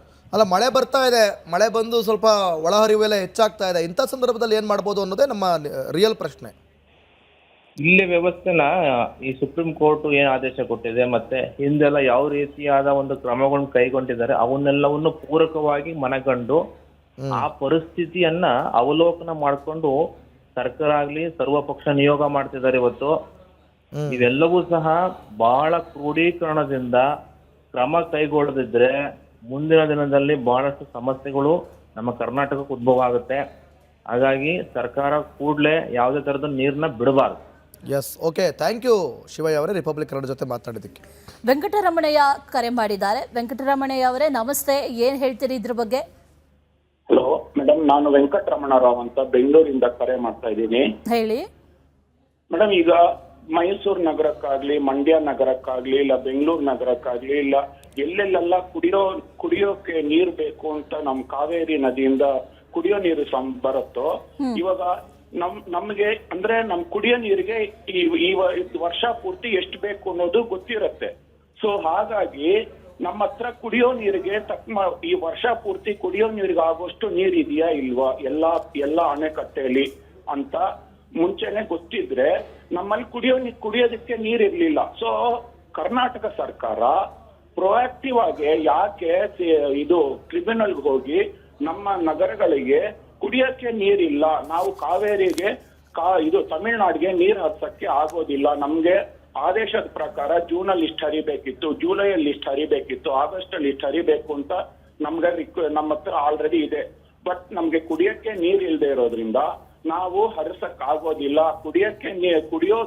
ಕುಡಿಯೋದಕ್ಕೇನೆ ಮೊದಲ ಆದ್ಯತೆ ಆದ ಕಾರಣ ನಾವು ಹರಿಸಕ್ ಆಗೋದಿಲ್ಲ ಅಂತ ಪ್ರೊಆಕ್ಟಿವ್ ಆಗಿ ಯಾಕೆ ಸರ್ಕಾರ ಮುಂಚೆನೆ ಹೋಗಿ ಅಪೀಲ್ ಫಸ್ಟ್ ಹಾಕಬಾರ್ದಾಗಿತ್ತು ಅನ್ನೋದು ನನ್ನ ಪ್ರಶ್ನೆ.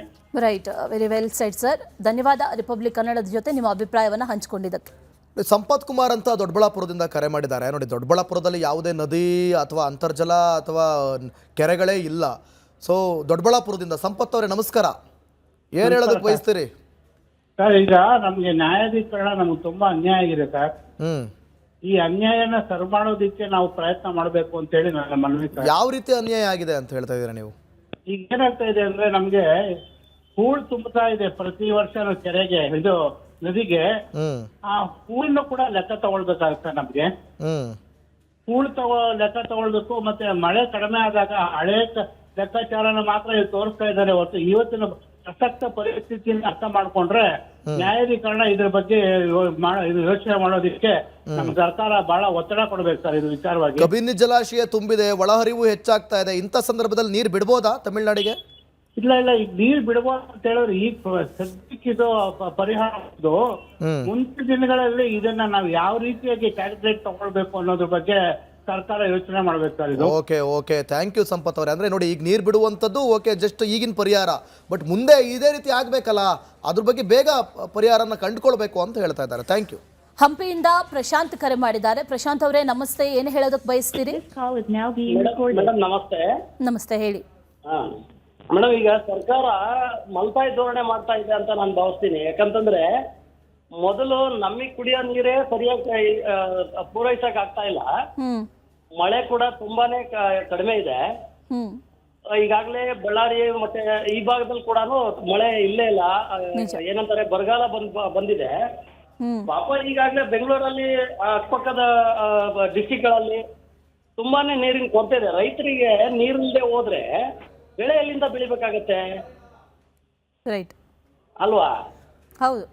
ಸೊ ಹಂಗಾಗಿ ರೈತರನ್ನು ಮೊದಲು ಇವ್ರು ಕಾಪಾಡ್ಕೋಬೇಕಾಗತ್ತೆ. ಯಾಕಂದ್ರೆ ರೈತ ಬೆಳೆದೇ ಹೋದ್ರೆ ಇವ್ರು ಏನ್ ತಿಂತಾರೆ? ನೆಕ್ಸ್ಟ್ ನೀರೇ ಇಲ್ಲದೆ ಹೋದ್ರೆ ಏನ್ ತಿಂತಾರೆ ಒಟ್ಟಿಗೆ?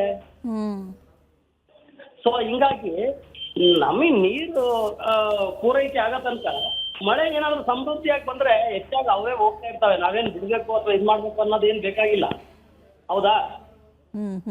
ನಮಗೆ ಮಳೆ ಸಮೃದ್ಧಿಯಾಗಿಲ್ಲ, ಇನ್ನು ಬೇರೆಯವರಿಗೆ ನಮ್ಮ ಮನೆಯವರಿಗೆ ನೀರು ಸರಿಯಾಗಿ ಕೊಡದೆ ಹೋದ್ರೆ ಹೊರಗಿಂದ ಬಂದವರಿಗೆ ನೀರು ಕೊಟ್ಟು ಅಂತ ಇದ್ ಮಾಡ್ಬೇಕಾಗತ್ತೆ. ಆಲ್ ರೈಟ್ ಪ್ರಶಾಂತ್ ಅವರೇ, ಧನ್ಯವಾದ ರಿಪಬ್ಲಿಕನ್ ಜೊತೆ ಮಾತಾಡಿದಕ್ಕೆ. ಈಗ ಕಡಲೆ ಇರಲಿ, ಹಲಸಂಡೆ ಬೀಜ, ಕಪ್ಪು ಕಡಲೆ ಅಥವಾ ಬಿಳಿ ಕಡಲೆ, ಎಲ್ಲವೂ ಸ್ವಾದಿಷ್ಟವಾಗುತ್ತೆ. ನೋಡಿ, ಮೇಕೆದಾಟು ಯೋಜನೆ ಇದೆಯಲ್ಲ, ಇದು ಸರ್ ಎಂ ವಿಶ್ವೇಶ್ವರಯ್ಯ ಅವರ ಕನಸಿನ ಕೂಸು. ನೋಡಿ, ನನಗೆ ಇದು ಹೇಳುವಾಗ ನೆನಪಾಗುತ್ತೆ ಅಶ್ವಿನಿ, 1986ರಲ್ಲಿ ರಾಮಕೃಷ್ಣ ಹೆಗಡೆ ಅವರ ಸರ್ಕಾರದಲ್ಲಿ ಈ ಇಗ್ಗಲೂರು ಬ್ಯಾರೇಜ್ ಅನ್ನುವಂಥ ಒಂದು ಯೋಜನೆ ಆರಂಭ ಆಗುತ್ತೆ. ಆದರೆ ಅದು 1996ರಲ್ಲಿ ದೇವೇಗೌಡರು ಅದನ್ನು ಕಂಪ್ಲೀಟಾಗಿ ಮುಂದುವರಿಸಿ ಈ ರಾಮನಗರ ಚನ್ನಪಟ್ಟಣ ಸುತ್ತಮುತ್ತ ನೀರಾವರಿಗೆ, ಕುಡಿಯುವ ನೀರಿನ ಯೋಜನೆಗೆ 4.5 TMC ಸಾಮರ್ಥ್ಯದ ಒಂದು ಬ್ಯಾರೇಜನ್ನು ಕೂಡ ನಿರ್ಮಾಣ ಮಾಡ್ತಾರೆ. ಅಂಥ ಟೈಮಲ್ಲಿ ಅದೆಲ್ಲ ಮಾಡಿದರು. ಅಂದುಕೊಂಡ ಜಲವಿದ್ಯುತ್ ಕನಸು, ವಿಶ್ವೇಶ್ವರಯ್ಯ ಅವರ ಕನಸು, ಕೋರ್ಟ್ ಮೆಟ್ಟಿಲುಗಳ ಕವಲುದಾರಿಯಲ್ಲಿ ನಿಂತುಬಿಟ್ಟಿದೆ. ಈ ಯೋಜನೆ ಜಾರಿಯಾದರೆ ಯಾರಿಗೆ ಅನುಕೂಲ ಅನ್ನೋದನ್ನು ಹಿರಿಯ ವಕೀಲರು ವಿವರಿಸಿದ್ದು ಹೀಗೆ. ಈ ಸ್ಟೋರಿ ನೋಡಿ. ಮೇಕೆದಾಟನ್ನೇನಾದರೂ ನಾವು ಕಟ್ಟಿದ ಪಕ್ಷದಲ್ಲಿ ಜೂನು ಜುಲೈನಲ್ಲಿ ತಮಿಳುನಾಡಿಗೆ ಕೊಡಬೇಕಾಗಿರ್ತಕ್ಕಂತಹ ನೀರನ್ನು ನಾವು ಶೇಖರಣೆ ಮಾಡಿಕೊಂಡು, ಈ ಮೇಕೆದಾಟ್ ಪ್ರಾಜೆಕ್ಟು ತಮಿಳುನಾಡಿಗೆ ಅನುಕೂಲನೇ ಹೊರತು when compare to Karnataka it is more helpful for Tamil Nadu. Karnataka ಮತ್ತು ತಮಿಳುನಾಡು ಜೊತೆ ಸೇರಿ ಈ ಪ್ರಾಜೆಕ್ಟಿನ ಒಂದು ಮಾಡಿದರೆ ಅದು ತಮಿಳುನಾಡಿಗೆ ಅನುಕೂಲ ಅಂತ ನನ್ನ ಅನಿಸಿಕೆ. ಮುಂದೆ ಸಹ ಇಂಥ ಪ್ರಾಬ್ಲಮ್ ಬಂದಾಗ ಸೊಲ್ಯೂಷನ್ ಇದ್ದೇ ಇರ್ತದೆ. ಕಾವೇರಿಗಾಗಿ ಕರ್ನಾಟಕ ವರ್ಸಸ್ ತಮಿಳುನಾಡು, 2 ರಾಜ್ಯಗಳಿಗೆ ಮೇಕೆದಾಟು ಪರಿಹಾರ. ಮೇಕೆದಾಟು ಸರ್ ಎಂ ವಿಶ್ವೇಶ್ವರಯ್ಯ ಅವರ ಕನಸಿನ ಕೂಸು. ದೂರದೃಷ್ಟಿ. ಮೈಸೂರು ಸಂಸ್ಥಾನದ ದಿವಾನರಾಗಿದ್ದ ಸರ್ ಎಂ ವಿಶ್ವೇಶ್ವರಯ್ಯ ಅವರ ತೀಕ್ಷ್ಣ ಕಣ್ಣು ಕನಕಪುರ ತಾಲೂಕಿನ ಮೇಕೆದಾಟು ಎಂಬ ಕಡಿದಾದ ಕಣಿವೆಯ ಮೇಲೆ ಬಿದ್ದಿದ್ದವು. ಕಾವೇರಿ, ಅರ್ಕಾವತಿ ನದಿಗಳು ಸಂಗಮವಾಗುವ ಈ ಜಾಗದಲ್ಲಿದ್ದ ಕಡಿದಾದ ಕಣಿವೆಯಲ್ಲಿ ಮೇಕೆದಾಟು ಯೋಜನೆ ಆರಂಭಿಸುವ ಆಲೋಚನೆ ಹೊಂದಿದ್ರು.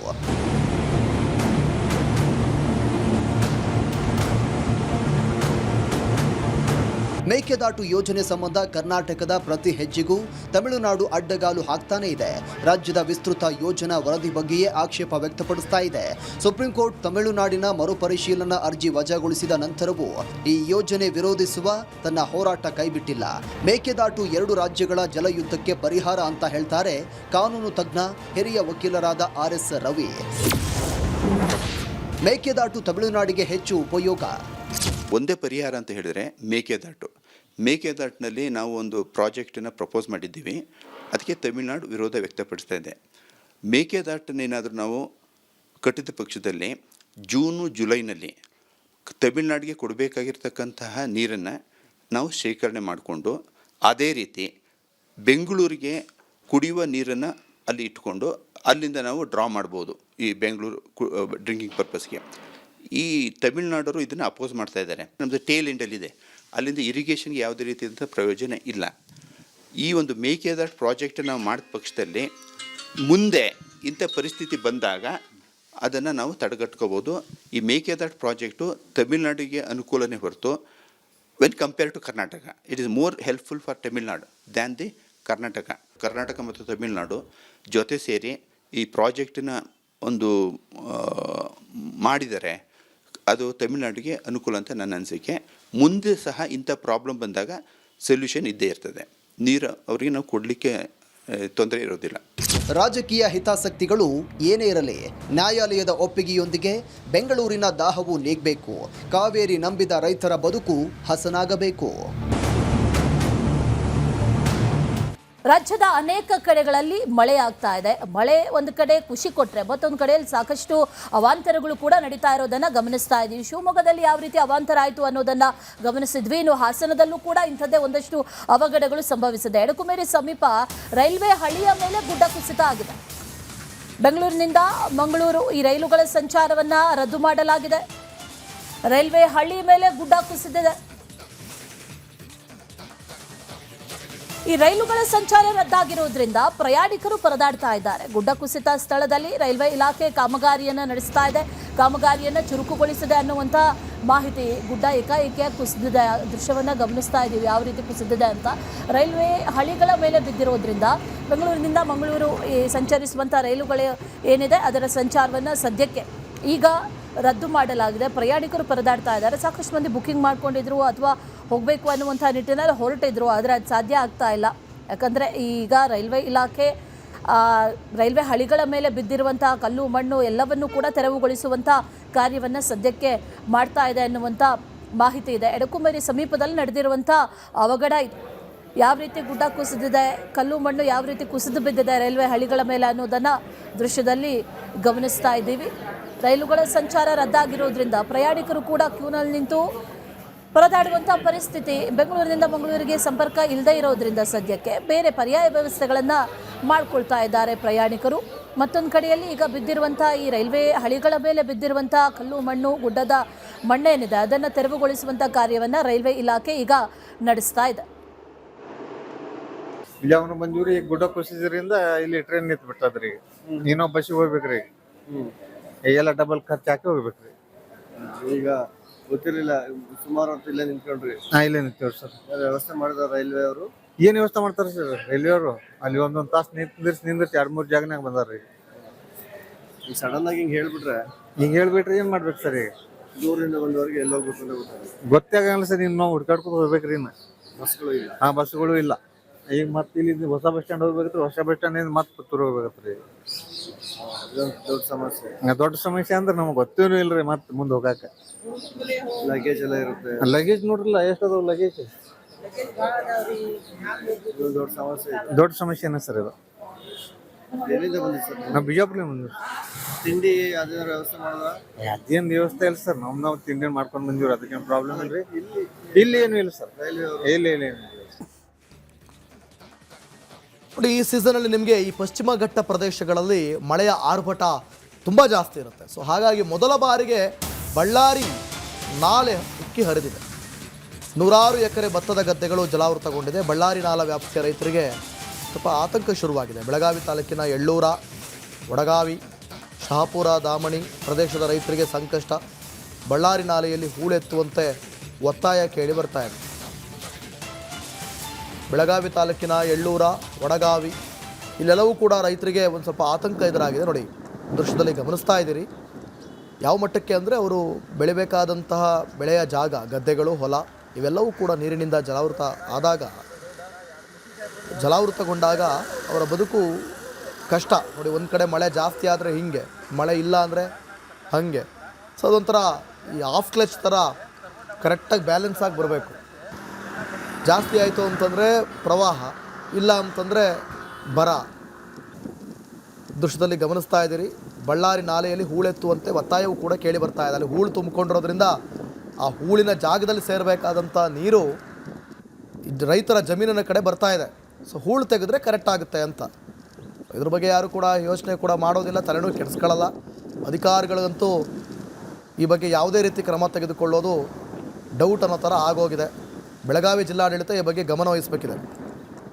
ಪ್ರಮುಖವಾಗಿ ಬೆಳಗಾವಿ ಜಿಲ್ಲೆ ಜೊತೆಗೆ ಪಶ್ಚಿಮ ಘಟ್ಟ ಪ್ರದೇಶದಲ್ಲಿ ಮತ್ತೆ ಮಳೆ ಆಗ್ತಿರುವಂಥದ್ದು. ಹಾಗಾಗಿ ಇದೇ ಮೊದಲ ಬಾರಿಗೆ ಬಳ್ಳಾರಿ ನಾಲಾ ಮತ್ತೆ ಉಕ್ಕಿ ಹರಿತಾ ಇರುವಂಥದ್ದು. ಸದ್ಯ ಅದೇ ಒಂದು ತಟದಲ್ಲಿ ನಾನು ಇರುವಂಥದ್ದು. ನೋಡ್ಬೋದು ಯಾವ ರೀತಿಯಾಗಿ ಬಳ್ಳಾರಿ ನಾಲಾ ಉಕ್ಕಿ ಹರಿತಾ ಇದೆ ಅನ್ನೋದನ್ನು ತೋರಿಸುವಂಥ ಕೆಲಸ ಮಾಡ್ತೇನೆ. ಸದ್ಯ ನಾನಿರುವಂಥ ಸ್ಥಳ ಬೆಳಗಾವಿ ತಾಲೂಕಿನ ಎಳ್ಳೂರು ಭಾಗದಲ್ಲಿ ಇರುವಂಥದ್ದು. ಇಲ್ಲಿ ಬೆಳೆದಂಥ ಭತ್ತದ ಬೆಳೆ ಎಲ್ಲವೂ ಕೂಡ ಈಗ ಸಂಪೂರ್ಣವಾಗಿ ಜಲಾವೃತಗೊಂಡು ಮತ್ತೆ ಕೊಳೆಯುವಂಥ ಆತಂಕಕ್ಕೆ ಈಗ ಕೊಳೆಯುತ್ತೆ ಅನ್ನೋ ಒಂದು ಆತಂಕ ರೈತರು ಇರುವಂಥದ್ದು. ಪ್ರಮುಖವಾಗಿ ಕಳೆದ 1 ವಾರಗಳ ಹಿಂದಷ್ಟೇ ಇಲ್ಲಿ ನೀರು ಬೇಕು ಅನ್ನೋ ನಿಟ್ಟಿನಲ್ಲಿ ರೈತರೆಲ್ಲರೂ ಕೂಡ ಚಡಪಡಿಕೆ ಮಾಡ್ತಾ ಇದ್ರು. ಆದರೆ ಈಗ ಮಳೆ ಹೆಚ್ಚಾಗಿರೋ ಹಿನ್ನೆಲೆಯಲ್ಲಿ ಈ ಭಾಗದಲ್ಲಿ ಬೆಳೆದಂಥ ಪ್ರಮುಖವಾದಂಥ ಬೆಳೆಗಳಾದ ಬಾಸುಮತಿ ಇರ್ಬೋದು, ಸೋನಮ್ ಇರ್ಬೋದು, ಇಂದ್ರಾಣಿ ಸೇರಿದಂತೆ ವಿವಿಧ ತಳಿಯ ಬೆಳೆಗಳೆಲ್ಲವೂ ಕೂಡ, ಭತ್ತದ ಬೆಳೆಗಳೆಲ್ಲವೂ ಕೂಡ ಈಗ ಕೊಳೆತು ಹೋಗುವ ಆತಂಕ ಕೂಡ ಎದುರಾಗಿರುವಂಥದ್ದು. ಈ ಒಂದು ಬಳ್ಳಾರಿ ನಾಲದ ಹೂಳನ್ನು ಎತ್ತಬೇಕು ಅನ್ನೋ ನಿಟ್ಟಿನಲ್ಲಿ ಕಳೆದ ಕಳೆದ ಹಲವಾರು ವರ್ಷಗಳಿಂದ ದಶಕಗಳಿಂದ ಹೋರಾಟವನ್ನು ರೈತರು ಮಾಡ್ಕೊಂಡು ಬರ್ತಿದ್ದಾರೆ. ಆದರೆ ಈವರೆಗೂ ಅದನ್ನು ತೆರವು ಮಾಡುವಂಥ ಕೆಲಸವನ್ನು ಮಾಡ್ತಾ ಇಲ್ಲ. ಗಮನಿಸ್ಬೋದು, ನದಿಯಂಥ ಈ ಒಂದು ಪ್ರದೇಶ ಆಗಿರುವಂಥದ್ದು ಇದೊಂದೇ ಪ್ರದೇಶ ಅಷ್ಟೇ ಅಲ್ಲ, ನೂರಾರು ಎಕರೆ ಪ್ರದೇಶದಲ್ಲಿ, ಸಾವಿರಾರು ಎಕರೆ ಪ್ರದೇಶದಲ್ಲಿ ಬೆಳೆದಂಥ ಭತ್ತದ ಬೆಳೆ ಎಲ್ಲವೂ ಕೂಡ ಈ ರೀತಿಯಾಗಿ ಜಲಾವೃತಗೊಂಡು ಹಾನಿಯಾಗುವಂಥ ಆತಂಕ ಕೂಡ ಇರುವಂಥದ್ದು. ಜೊತೆಗೆ ಸರ್ಕಾರಕ್ಕೂ ಕೂಡ ಈ ಭಾಗದ ರೈತರೆಲ್ಲರೂ ಕೂಡ ಹೂಳನ್ನೇ ಎತ್ತಬೇಕಂತ ನಿರಂತರವಾಗಿ ಒತ್ತಾಯವನ್ನು ಮಾಡಿದರೂ ಕೂಡ ಈವರೆಗೂ ಆ ಕೆಲಸ ಆಗ್ತಾ ಇಲ್ಲ. ಇನ್ನಾದರೂ ಮಾಡಬೇಕು ಅನ್ನೋದು ಕೂಡ ರೈತರು ಒತ್ತಾಯ ಇರುವಂಥದ್ದು. ನಮ್ಮ ಜೊತೆಗೆ ಈಗ ರೈತರಿದ್ದಾರೆ, ಅವರನ್ನು ಮಾತಾಡಿಸುವಂಥ ಪ್ರಯತ್ನವನ್ನು ಮಾಡ್ತೇನೆ. ಸರ್, ಯಾಕೆ ಸರ್ ಇಷ್ಟೊಂದು ವರ್ಷ ಆಗ್ತಾ ಇದೆ, ಇದು ಯಾಕೆ ಹೂಳೆತ್ತಾ ಇಲ್ಲ? ನೋಡ್ರಿ, ಮಾನಸಿಕತೆ ಬೇಕು ರೀ ರೈತರಿಗೆ. ಉಳಿಸೋದಂದ್ರೆ ಮಾನಸಿಕತೆ ಬೇಕು. ಇವ್ರು ಮಾನಸಿಕತೆನೇ ಇಲ್ಲ. ಪ್ರತಿ ವರ್ಷ ಇದೆ. ಹೋದ ಸರ್ಕಾರ ಭಾಜಪ ಸರ್ಕಾರ ಇತ್ತು, ಅದು ಅದ. ಮತ್ತು ಇದು ಕಾಂಗ್ರೆಸ್ ಅದು ಅದ. ನೋಡ್ರಿ, ಉಸ್ತುವಾರಿ ಮಿನಿಸ್ಟರ್ ಜಾರಕಿಹೊಳಿ ಸಾಹೇಬ್ರ ಇಲ್ಲಿ ಬಂದು ಕ್ಯಾಶ್ ನೋಡಿದ್ದಾರೆ. ನಮ್ಮ ರೈತರು ಎಲ್ಲ ತೋರಿಸಿದ್ರು, ನಾವು ಮಾಡ್ತೇವಂತ ಅವರು ಹೇಳಿದ್ದಾರೆ. ಮತ್ತು ಡಿ ಸಿನೂ ಇಲ್ಲೇ 3-4 ತಿಂಗಳು ಹಿಂದೆ ಬಂದು ಕ್ಯಾಶ್ ನಾ ಡಿ ಸಿಗೆ ನಾನೇ ತೋರಿಸಿದ್ದೇನೆ. ಸರ್, ಹಿಂಗೆ ಅದರ ಪ್ರತಿ ವರ್ಷ ಹಿಂಗೆ ಆಗತ್ತೈತಿ. ನಮ್ಮ ರೈತರಿಗೆ ಬೆಳೆಸಾಕ ನೀವು ಬೆಳೆಸ್ತಿರೋನೇ ಮನ್ನಾ ಹಾಕ್ತಿರೋ ಅಂತ ಕೇಳಿ ನೋಡೋಣ. ಈ ವರ್ಷ ನಾ ಮಾಡೇ ತೋರಿಸ್ತೇನೆ ಅಂತ ಹೇಳಿದಾರೆ. ಅವ್ರ ಆಶ್ವಾಸನೆ ಅಷ್ಟೇ ಕೊಟ್ಟಿದ್ದಾರೆ.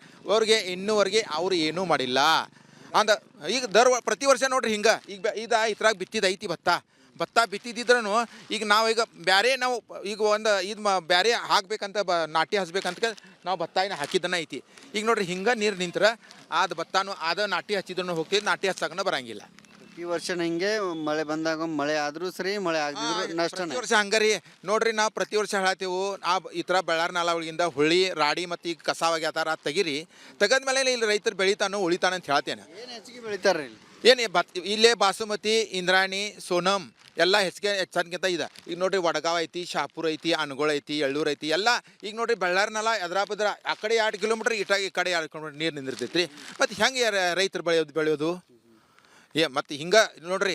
ಮತ್ತು ಬೇರೆ ಹೂಳು ನಾವೇನು ಹೇಳ್ತೇವೆ, ಹೂಳು ಎತ್ತೋಳಿ. ಈಗ ನೀವು ಏನು ಮಾಡಿರಿ, ಹೂಳು ಎತ್ತೋದಂತ ಎಲ್ಲೆಲ್ಲಿ ರಸ್ತೆ ಐತ್ರಲ್ಲ ಅಲ್ಲಿಂದ ಹೂಳು ಎತ್ತೋದು ಕ್ಯಾಶೆ ಎಲ್ಲ ನಮ್ಗೆ ಅನುಕೂಲ ಮಾಡಿ ಕೊಡ್ರಿ ಅಂತ ಹೇಳ್ತೇವೆ ನಾವು. ಇದಿಷ್ಟು ಇಲ್ಲಿರುವಂಥ ರೈತರು ಹೇಳ್ತಿರುವಂಥದ್ದು. ಹಲವಾರು ವರ್ಷಗಳಿಂದ ಕೂಡ ಈ ಭಾಗದಲ್ಲಿ ಹೂಳು ಎತ್ತುವಂತೆ ನಾವು ಒತ್ತಾಯವನ್ನು ಮಾಡ್ಕೊಂಡು ಬರ್ತಾ ಇದ್ದೇವೆ. ಆದರೆ ಅದನ್ನು ಮಾಡುವಂಥ ಕೆಲಸವನ್ನು ಸರ್ಕಾರಗಳಾಗಲಿ, ಜಿಲ್ಲಾಧಿಕಾರಿಗಳಾಗಲಿ ಅಥವಾ ಇಲ್ಲಿರುವಂಥ ಸ್ಥಳೀಯರು ಯಾರು ಕೂಡ ಮಾಡ್ತಿಲ್ಲ. ಹಾಗಾಗಿ ಸುಮಾರು ಬಳ್ಳಾರಿ ನಾಲದ 2 ಕಿಲೋಮೀಟರ್ ವ್ಯಾಪ್ತಿಯಲ್ಲಿ ಸುಮಾರು ನೀರು ನಿಂತುಕೊಂಡು ಬೆಳೆ ಹಾನಿ ಆಗ್ತಾ ಇದೆ. ಹಾಗಾಗಿ ಅದನ್ನು ತಪ್ಪಿಸುವಂಥ ಕೆಲಸ ಮಾಡಿ ಅನ್ನೋ ನಿಟ್ಟಿನಲ್ಲಿ ರೈತರು ಒತ್ತಾಯವನ್ನು ಕೂಡ ಮಾಡ್ತಿರುವಂಥದ್ದು. ಇವತ್ತು ಪೊಲೀಸ್ ಕಾನ್ಸ್ಟೇಬಲ್ ಪರೀಕ್ಷೆ ಅಭ್ಯರ್ಥಿಗಳು ಸಿದ್ಧತೆಯನ್ನು ನಡೆಸಿದ್ದಾರೆ. ಅದರ ಜೊತೆಗೆ ಪರೀಕ್ಷಾ ಕೇಂದ್ರಗಳಲ್ಲೂ ಕೂಡ ಸಿದ್ಧತೆಗಳನ್ನು ಮಾಡಿಕೊಳ್ಳಲಾಗಿದೆ. ಈ PSI ಹಗರಣ ಆಗಿರ್ಬೋದು, ಅನೇಕ ಭ್ರಷ್ಟಾಚಾರಗಳಾಗಿರ್ಬೋದು, ಇದರ ಕೈಚಾಯಿಯ ನಂತರದಲ್ಲಿ ನಡೀತಾ ಇರುವಂಥ ಪೊಲೀಸ್ ಕಾನ್ಸ್ಟೇಬಲ್ ಪರೀಕ್ಷೆ 3991 ಹುದ್ದೆಗಳಿಗೆ ಈ ಪರೀಕ್ಷೆ ನಡೆಯಲಿದೆ. 4,54,532 ಅಭ್ಯರ್ಥಿಗಳು ಈ ಬಾರಿ ಪರೀಕ್ಷೆಯನ್ನು ಬರೆಯಲಿದ್ದಾರೆ. ರಾಜ್ಯದ 884 ಕೇಂದ್ರಗಳಲ್ಲಿ ಪರೀಕ್ಷೆ ನಡೆಯಲಿದೆ. ಬೆಳಗ್ಗೆ 10:30ರಿಂದ ಮಧ್ಯಾಹ್ನ 12ವರೆಗೆ ಒಂದು ಪರೀಕ್ಷೆ ನಡೆಯುತ್ತೆ. ಕರ್ನಾಟಕದ ಅಭ್ಯರ್ಥಿಗಳಿಗೆ ಸಮಯ ಬದಲಾವಣೆಯನ್ನು ಕೂಡ ಮಾಡಲಾಗಿದೆ. ಸಂಜೆ 4 ಗಂಟೆಯಿಂದ 5:30ರವರೆಗೂ ಕೂಡ ಪರೀಕ್ಷೆ ನಡೆಯುತ್ತೆ. ಇವತ್ತು ಪೊಲೀಸ್ ಕಾನ್ಸ್ಟೇಬಲ್ ಎಕ್ಸಾಮ್ ಇದೆ. ಪರೀಕ್ಷೆಗೆ ತಯಾರಿ ಒಂದು ಕಡೆಯಾದರೆ ಮತ್ತೊಂದು ಕಡೆಯಲ್ಲಿ ಈ ಪರೀಕ್ಷಾ ಕೇಂದ್ರಗಳ ಸುತ್ತಮುತ್ತವೂ ಕೂಡ ಸಾಕಷ್ಟು ಬಿಗಿ ಭದ್ರತೆ, ಅದರ ಜೊತೆಯಲ್ಲಿ ಎಲ್ಲ ರೀತಿಯ ಸಿದ್ಧತೆಗಳನ್ನು ಕೂಡ ಈಗಾಗಲೇ ಮಾಡಿಕೊಳ್ಳಲಾಗಿದೆ. ಈ ಹಿಂದೆ ನಡೆದಂಥ ಒಂದಷ್ಟು ಹಗರಣಗಳಿದೆಯಲ್ಲ, ಅಂಥ ಕಹಿ ನೆನಪು ಮತ್ತೆ ಬರಬಾರ್ದು, ಮರುಕಳಿಸಬಾರ್ದು ಅನ್ನುವಂಥ ನಿಟ್ಟಿನಲ್ಲಿ ಎಲ್ಲ ರೀತಿಯ ಸಿದ್ಧತೆಗಳನ್ನು ಮಾಡಿಕೊಂಡಿದ್ದಾರೆ ಅನ್ನುವಂಥ ಮಾಹಿತಿ ಇದೆ. 3,991 ಹುದ್ದೆಗಳಿಗೆ ಇವತ್ತು ಪರೀಕ್ಷೆ ನಡೆಯಲಿದೆ. ಇದೇ ವಿಚಾರಕ್ಕೆ ಸಂಬಂಧಪಟ್ಟಂತೆ ಡೀಟೇಲ್ಸ್ ಅನ್ನ ಕೊಡ್ತಾ ಹೋಗ್ತಾರೆ ನಮ್ಮ ಪ್ರತಿನಿಧಿ ಅಭಿಷೇಕ್. ನೇರ ಸಂಪರ್ಕದಲ್ಲಿ ಜಾಯಿನ್ ಆಗಿದ್ದಾರೆ. ಅಭಿಷೇಕ್, ಈ ಹಿಂದೆ ನಡೆದಂತಹ ಹಗರಣಗಳು, ಭ್ರಷ್ಟಾಚಾರಗಳು ಇದೆಲ್ಲವೂ ಕೂಡ ಕೇಳಿದ ನಂತರದಲ್ಲಿ ಈ ಬಾರಿಯ ಪರೀಕ್ಷೆಯಲ್ಲಿ ಸಾಕಷ್ಟು ಬದಲಾವಣೆಗಳನ್ನ ಮಾಡಿಕೊಂಡಿದ್ದಾರೆ. ಈಗ ಪರೀಕ್ಷೆಯ ಸಿದ್ಧತೆಗಳು ಯಾವ ರೀತಿಯಾಗಿ ನಡೀತಾ ಇದೆ, ಡೀಟೇಲ್ಸ್ ಏನಿದೆ?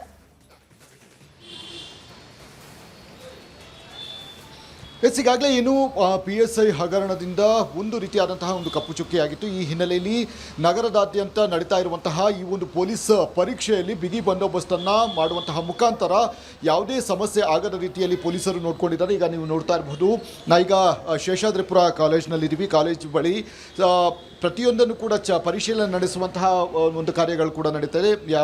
ಇಲ್ಲಿಯವರೆಗೆ ಯಾವ ಇದನ್ನು ಕೊಡಲಾಗಿತ್ತು ಅಂದರೆ ಉಂಗುರಗಳಾಗಿರಬಹುದು, ಜನಿವಾರಗಳಾಗಿರಬಹುದು, ಮತ್ತು ಇನ್ನಿತರ ಇದರ ಬಗ್ಗೆ ಕೂಡ ಕೂಲಂಕುಷವಾಗಿ ಪರಿಶೀಲನೆ ನಡೆಸುವಂತಹ ಒಂದು ಕಾರ್ಯಗಳನ್ನು ಕೂಡ ಮಾಡ್ತಾ ಇದ್ದಾರೆ. ಮತ್ತು ಪ್ರತಿಯೊಬ್ಬರ ಐಡೆಂಟಿಟಿಗಳನ್ನು ಚೆಕ್ ಮಾಡುವಂತಹ ಮುಖಾಂತರ, ಅಂದರೆ ಪರಿಶೀಲನೆ ನಡೆಸುವಂತಹ ಮುಖಾಂತರ ಒಳಗೆ ಬಿಡುವಂತಹ ಒಂದು ಕೆಲಸಗಳನ್ನು ಕೂಡ ಮಾಡ್ತಾರೆ. ಇಲ್ಲಿ ಸಹಜವಾಗಿಯೇ ಈಗ ಎಲೆಕ್ಟ್ರಿಕ್ ಇದಾಗಿರಬಹುದು, ವಸ್ತುಗಳಾಗಿರಬಹುದು, ಮತ್ತು ಇನ್ನಿತರ ಏನಿದೆ ವಸ್ತುಗಳೇನಿದೆ ಅದು ಯಾವುದನ್ನು ಕೂಡ ಇಲ್ಲಿಗೆ ಒಳಗಡೆ ಹೋಗುವಂತಿಲ್ಲ. ಹೀಗಾಗಿ ಈ ಬಾರಿಯ ಬಂದೋಬಸ್ತ್ ಅಂದರೆ ನಿಯಮಗಳು ತುಸು ಕಠಿಣ ಅಂದರೂ ಕೂಡ ಇದನ್ನು ಪಾಲನೆ ಮಾಡಲೇಬೇಕಾಗಿದೆ. ಯಾಕಂದರೆ ಈ ಹಿಂದೆ ಆದಂತಹ ಒಂದು ಹಗರಣಗಳೇನಿದೆ ಇದು ಒಂದು ರೀತಿಯಾದಂತಹ ಒಂದು ಪಾಠ ಅಂತಲೇ ಹೇಳ್ಬೋದಾಗಿದೆ. ಇಲ್ಲಿ ಬಂದಂತಹ ಒಂದು ವಿದ್ಯಾರ್ಥಿಗಳು ಕೂಡ ಅದೇ ರೀತಿಯಾದಂತಹ ಒಂದು ಹೇಳಿಕೆಯನ್ನು ಕೊಡ್ತಾರೆ. ಅಂದರೆ ಈ ಒಂದು ಕಟ್ಟುನಿಟ್ಟಿನ ಪೊಲೀಸ್ ನಿಯಮಗಳೇನಿದೆ ಇದು ಬೇಕಾಗಿತ್ತು. ಯಾಕಂದರೆ ನಾವು ಹಲವು ಕನಸುಗಳನ್ನು ಹೊತ್ತು ಪರೀಕ್ಷೆಯನ್ನು ಬರೀತಿದ್ವಿ. ಆದರೆ ಒಂದೊಂದು ಬಾರಿ ಈ ರೀತಿಯಾದಂತಹ ಒಂದು ಸ್ಕ್ಯಾಮ್ ಆದಂತಹ ಒಂದು ಸಂದರ್ಭದಲ್ಲಿ ಬೇರೆಯದೇ ಮೆಸೇಜ್ಗಳು ಹೋಗುತ್ತೆ. ಈ ಹಿನ್ನೆಲೆಯಲ್ಲಿ ಈ ರೀತಿಯಾದಂತಹ ಒಂದು ಕಠಿಣವಾದಂತಹ ಒಂದು ನಿಯಮಗಳು ಬೇಕು ಅಂತ ಹೇಳಿ ಅವರು ಕೂಡ ಒಂದು ಇದನ್ನು ಕೂಡ ಆಗ್ರಹವನ್ನು ಕೂಡ ಮಾಡ್ಕೊಂಡಿರುವಂಥದ್ದು ಈಗ ದೃಶ್ಯಗಳಲ್ಲಿ ನೋಡ್ತಾ ಇರಬಹುದು.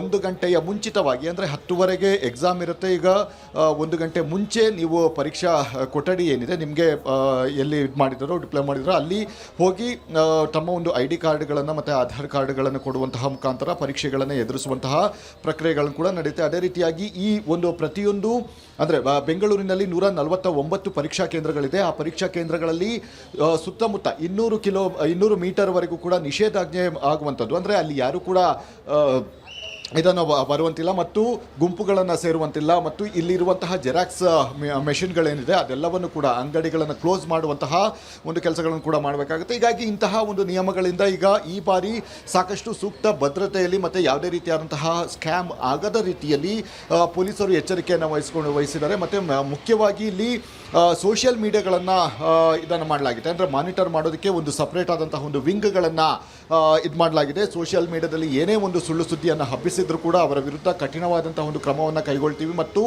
ಇದಕ್ಕೆ ಭಾರಿ ದಂಡವನ್ನು ಕೂಡ ವಿಧಿಸಲಾಗುತ್ತೆ ಅಂತ ಹೇಳಿ ಈಗಾಗಲೇ ಎಚ್ಚರಿಕೆಯನ್ನು ಕೊಟ್ಟಂತಹ ಒಂದು ಕಾರಣದಿಂದಾಗಿ ಈಗ ಸದ್ಯ ಸೋಷಿಯಲ್ ಮೀಡಿಯಾದಲ್ಲಿ ಕೂಡ ಒಂದಷ್ಟು ಮಾನಿಟರಿಂಗ್ ಮಾಡುವಂತಹ ಒಂದು ಪ್ರಕ್ರಿಯೆಗಳನ್ನು ಕೂಡ ನಡೆಯುತ್ತೆ. ಹೀಗಾಗಿ ಈ ಒಂದು ಹಿನ್ನೆಲೆಯಲ್ಲಿ ಅಂದರೆ ಸದ್ಯ ಈ ಒಂದು ಪರೀಕ್ಷೆಗೆ ಬಂದಂತಹ ಎಲ್ಲ ಅಭ್ಯರ್ಥಿಗಳು ಕೂಡ ಯಾವುದೇ ರೀತಿಯಾದಂತಹ ಸ್ಕ್ಯಾಮ್ಗಳು ಆಗಬಾರದು ಅನ್ನುವಂತಹ ಕಾರಣದಿಂದಾಗಿ ಅವರು ಕೂಡ ಪ್ರಿಪೇರ್ ಆಗಿ ಬಂದಿರುವಂಥದ್ದು. ಈಗ ಇನ್ನೇನು ಕೆಲವೇ ಕ್ಷಣದಲ್ಲಿ ಪರೀಕ್ಷೆ ನಡೆಯಲಿದೆ. Ashwini. Right Abhishek, thank you ಡೀಟೇಲ್ಸ್ಗೆ. Welcome back. ಪೊಲೀಸ್ ನೇಮಕಾತಿ ಪರೀಕ್ಷೆಯಲ್ಲಿ ಭಾರೀ ಬದಲಾವಣೆಗಳನ್ನು ನಾವು ಈ ಸಲ ನೋಡ್ಬೋದು. ಪಾರದರ್ಶಕ ಪರೀಕ್ಷೆಗೆ ಗೃಹ ಸಚಿವ ಪ್ರಿಯಾಂಕ್ ಘೋಷಣೆಯನ್ನು ಮಾಡಿದ್ದಾರೆ. ಪರೀಕ್ಷಾ ಕೊಠಡಿಗಳಲ್ಲಿ HD camera, live web casting ವ್ಯವಸ್ಥೆಯನ್ನು ಕೂಡ ಮಾಡಲಾಗಿದೆ. Network jammer, biometric face recognition ಕಡ್ಡಾಯ. ಪರೀಕ್ಷಾ ಕೇಂದ್ರದಲ್ಲೇ ಪ್ರಶ್ನೆ ಪತ್ರಿಕೆ ಸೀಲ್ ಓಪನ್ ಮಾಡೋದು. ಮುಂಚೆ ಇದೆಲ್ಲವೂ ಕೂಡ ಇರಲಿಲ್ಲ. ಈಗ ಈ ಬಾರಿ ಬಹಳ ಕಟ್ಟುನಿಟ್ಟಾಗಿ ಮಾಡಲಾಗಿರೋದು. ಬೆಳಗಾಂ DC ಇದ್ರ ಬಗ್ಗೆ ಮಾತಾಡಿದ್ದಾರೆ, ನೋಡೋಣ. ಪ್ರಮುಖವಾಗಿ ಇವತ್ತು ರಾಜ್ಯಾದ್ಯಂತ ಸಿವಿಲ್ ಹುದ್ದೆಗೆ ಪರೀಕ್ಷೆ ಇರುವ ಹಿನ್ನೆಲೆಯಲ್ಲಿ ಯಾವುದೇ ರೀತಿಯಾದಂಥ ಅಹಿತಕರ ಘಟನೆಗಳಾಗಬಾರ್ದು, ಜೊತೆಗೆ ಯಾವುದೇ ಸಮಸ್ಯೆ ಆಗಬಾರ್ದು ಅನ್ನೋ ನಿಟ್ಟಿನಲ್ಲಿ ಸ್ವತಃ ಬೆಳಗಾವಿಯ ಜಿಲ್ಲಾಧಿಕಾರಿಗಳ ನೇತೃತ್ವದಲ್ಲಿ ಪ್ರಶ್ನೆ ಪತ್ರಿಕೆಗಳ ರವಾನೆ ಮಾಡುವಂಥ ಕೆಲಸ ಕೂಡ ಆಗ್ತಿರುವಂಥದ್ದು. ಸದ್ಯ ನಾನಿರುವಂಥ ಸ್ಥಳ ಗಮನಿಸ್ಬೋದು. ಬೆಳಗಾವಿಯ ವಿಶ್ವೇಶ್ವರ ನಗರದಲ್ಲಿ ಇರುವಂಥ ಏನು ಖಜಾನೆ ಕಾರ್ಯಾಲಯದ ಒಳಗಡೆ ಏನು ಪ್ರಶ್ನೆ ಪತ್ರಿಕೆಗಳು ಇಡಲಾಗಿತ್ತು, ಅದರಲ್ಲಿ ಕೂಡ ಸಾಕಷ್ಟು ಬಿಗಿ ಪೊಲೀಸ್ ಬಂದೋಬಸ್ತನ್ನು ಕೂಡ ನಿಯೋಜನೆ ಮಾಡಲಾಗಿತ್ತು. ಯಾವುದೇ ರೀತಿಯಂಥ ಲೀಕ್ಗೆ ಅವಕಾಶ ಕೊಡಬಾರ್ದು. ನೀಟ್ ಪರೀಕ್ಷೆಯಿಂದಾಗಿ ದೇಶಾದ್ಯಂತ ಸಾಕಷ್ಟು ಪ್ರತಿಭಟನೆಗಳಾದವು. ಆ ರೀತಿಯಾದಂಥ ಘಟನೆಗಳು ರಾಜ್ಯದಲ್ಲಿ ಆಗಬಾರ್ದು ಅನ್ನೋ ಕಾರಣಕ್ಕಾಗಿ ಇದೇ ಏನು ಇಲ್ಲಿ ಬಿಗಿ ಪೊಲೀಸ್ ಬಂದೋಬಸ್ತ್ ನೇತೃತ್ವದಲ್ಲಿ ಈ ಒಂದು ಪ್ರಶ್ನೆ ಪತ್ರಿಕೆಗಳನ್ನು ಸಾಗಾಟ ಮಾಡುವಂಥ ಕೆಲಸವನ್ನು ಕೂಡ ಮಾಡಲಾಗ್ತಿರೋದು. ಬೆಳಗಾವಿ ಜಿಲ್ಲೆಯಲ್ಲಿ ಒಟ್ಟು ಸುಮಾರು 61 ಪರೀಕ್ಷಾ ಕೇಂದ್ರಗಳಲ್ಲಿ ಪೈಕಿ ಅಂದರೆ 25,000ಕ್ಕೂ ಹೆಚ್ಚು ವಿದ್ಯಾರ್ಥಿಗಳು ಇವತ್ತು ಪರೀಕ್ಷೆಯನ್ನು ಬರಿತಾ ಇರುವಂಥದ್ದು. ಅದರಲ್ಲಿ ಪ್ರಮುಖವಾಗಿ ಹೊರಗಡೆ ತಪಾಸಣೆ ಇರ್ಬೋದು, ಸಿಸಿ ಕ್ಯಾಮ್ರಾ ಅಳವಡಿಕೆ ಇರ್ಬೋದು, ಸಾಕಷ್ಟು ಸಮಸ್ಯೆ ಆಗಬಾರ್ದು ಅನ್ನೋ ಕಾರಣಕ್ಕಾಗಿ ಬಿಗಿ ಪೊಲೀಸ್ ಬಂದೋಬಸ್ತ್ ನೇತೃತ್ವದಲ್ಲಿ ಈಗಾಗಲೇ ಪ್ರಶ್ನೆ ಪತ್ರಿಕೆಗಳ ರವಾನೆ ಮಾಡುವಂಥ ಕೆಲಸವನ್ನು ಕೂಡ ಮಾಡಲಾಗುತ್ತೆ. ಸುಮಾರು 15ಕ್ಕೂ ಹೆಚ್ಚು ವಾಹನಗಳಲ್ಲಿ ರವಾನೆ ಮಾಡಲಾಗುತ್ತೆ. ರೂಟ್ ಮ್ಯಾಪ್ ಕೂಡ ಅವರಿಗೆ ಇರುವಂಥದ್ದು. ಜೊತೆಗೆ ಗಮನಿಸ್ಬೋದು, ಈ ಪ್ರಶ್ನೆ ಪತ್ರಿಕೆಗಳು ಇವತ್ತು ಏನು ಸಿವಿಲ್ ಹುದ್ದೆಗೆ ನಡೆಯುವಂಥ ಪ್ರಶ್ನೆ ಪತ್ರಿಕೆ ರವಾನೆಯನ್ನು ಕೂಡ ಮಾಡಲಾಗ್ತಿರುವಂಥದ್ದು. ಸ್ವತಃ ಬೆಳಗಾವಿ ಜಿಲ್ಲಾಧಿಕಾರಿಗಳು ಮುಂದೆ ನಿಂತು ಪ್ರಶ್ನೆ ಪತ್ರಿಕೆಗಳ ರವಾನೆ ಮಾಡುವಂಥ ಕೆಲಸವನ್ನು ಮಾಡಲಾಗ್ತಿರುವಂಥದ್ದು. ಬೆಳಗಾವಿ ಮತ್ತು ಚಿಕ್ಕೋಡಿ ವ್ಯಾಪ್ತಿಯಲ್ಲಿ ಒಟ್ಟು 61 ಪರೀಕ್ಷಾ ಕೇಂದ್ರಗಳಿವೆ. ಅದರಲ್ಲಿ 25,164 ಜನ ಅಭ್ಯರ್ಥಿಗಳು ಇವತ್ತು ಪರೀಕ್ಷೆಯನ್ನು ಬರಿತಾ ಇರುವಂಥದ್ದು. ಜೊತೆಗೆ ಪರೀಕ್ಷಾ ಕೇಂದ್ರದಲ್ಲಿ CC ಕ್ಯಾಮ್ರಾಗಳಿರ್ಬೋದು, ಜೊತೆಗೆ ಹೊರಗಡೆ ತಪಾಸಣೆ ಯಂತ್ರಗಳಿರ್ಬೋದು, ಜೊತೆಗೆ ಫೇಸ್ ರಿಕಗ್ನೇಷನ್ ಮಷಿನ್ಗಳಿರ್ಬೋದು, ಜೊತೆಗೆ ಪರೀಕ್ಷೆ ಎದುರಿಸುವಂಥ ಏನು ಜನರಿಗೆ ಇಲ್ಲಿ ಪ್ರಮುಖವಾಗಿ ಡ್ರೆಸ್ ಕೋಡ್ಗಳನ್ನು ಕೂಡ ಮಾಡಲಾಗಿರುವಂಥದ್ದು. ಇದೇ ಒಂದು ಜಿಲ್ಲಾ ಖಜಾನೆಯಿಂದ ಪೇಪರ್ಗಳ ರವಾನೆ ಆಗ್ತಿರುವಂಥದ್ದು, ಬಿಗಿ ಪೊಲೀಸ್ ಬಂದೋಬಸ್ತ್ ನೇತೃತ್ವದಲ್ಲಿ ಆಗ್ತಿರುವಂಥದ್ದು. ಶಿಕ್ಷಣ ಇಲಾಖೆ ಅಧಿಕಾರಿಗಳಿರ್ಬೋದು, ಜೊತೆಗೆ ಪೊಲೀಸ್ ಇಲಾಖೆ, ಜೊತೆಗೆ ಜಿಲ್ಲಾಡಳಿತ ಸ್ವತಃ ನಿಂತು ಈ ಒಂದು ಪ್ರಶ್ನೆ ಪತ್ರಿಕೆಯನ್ನು ರವಾನೆ ಮಾಡುವಂಥ ಕೆಲಸವನ್ನು ಮಾಡ್ತಿರೋದು. ನಮ್ಮ ಜೊತೆಗೆ ಸ್ವತಃ ಈಗ ಜಿಲ್ಲಾಧಿಕಾರಿಗಳಿದ್ದಾರೆ, ಅವರನ್ನು ಮಾತಾಡಿಸುವಂಥ ಕೆಲಸ ಯಾವ ರೀತಿ ಸಿದ್ಧತೆ ಮಾಡ್ಕೊಂಡು ಎಲ್ಲ ಸಕಲ ಸಿದ್ಧತೆಗಳನ್ನು ಮಾಡಿಕೊಂಡಿದ್ದೀವಿ ಮಹಿಳೆಯರಿ. ಮಾನ್ಯ ಮುಖ್ಯಮಂತ್ರಿಗಳು ಹಾಗೂ ಮುಖ್ಯ ಕಾರ್ಯದರ್ಶಿಗಳು ಮೊನ್ನೆ ಎಲ್ಲ DC ಗಳ ಜೊತೆ ಮೀಟಿಂಗ್ ಮಾಡಿ DC, ಪೊಲೀಸ್ ಕಮಿಷನರ್, SP ಗಳು ಎಲ್ಲ ಪೂರ್ವಭಾವಿ ಸಿದ್ಧತೆಗಳನ್ನ ಮಾಡ್ಕೋಬೇಕಂತ ಹೇಳಿದರು. ನಮ್ಮ ಜಿಲ್ಲೆನಲ್ಲಿ ನಮ್ಮದು ಬಹಳ ದೊಡ್ಡ ಜಿಲ್ಲೆ. ಮೇನ್ಲಿ 2 ಸೆಂಟರ್ಸ್, 2 ಏರಿಯಾಸ್ನು ನಾವು ನಿಗದಿ ಮಾಡಿದ್ದೀವಿ. ಒಂದು ನಮ್ಮ ಬೆಳಗಾವಿ ಸಿಟಿನಲ್ಲಿರುವಂಥ ಸೆಂಟರ್ಸ್, ಮತ್ತು ಚಿಕ್ಕೋಡಿ ನಮ್ಮ ಶೈಕ್ಷಣಿಕ ಜಿಲ್ಲೆನಲ್ಲಿ ಚಿಕ್ಕೋಡಿ ಮತ್ತು ನಿಪ್ಪಾಣಿ 2 ಟೌನ್ನಲ್ಲಿ ನಾವು ಇದನ್ನು ಆಯೋಜನೆ ಮಾಡ್ಕೊಂಡಿದ್ದೀವಿ. ಬೆಳಗಾವಿನ MDH ದಮ್ ಆಲು, ದಾಲ್ ತಡ್ಕ ಮತ್ತು ಮಶ್ರೂಮ್ ಮಸಾಲೆ. MDH ನಿಂದ ಊಟ ಪ್ರತಿ ಸಲ ಸ್ವಾದಿಷ್ಟಕರ. MDH ಯಾವಾಗ್ಲೂ ನಿಮ್ಗೆ ಹೊಸ ರುಚಿ ನೀಡಲು ಪ್ರತಿಬದ್ಧವಾಗಿದೆ.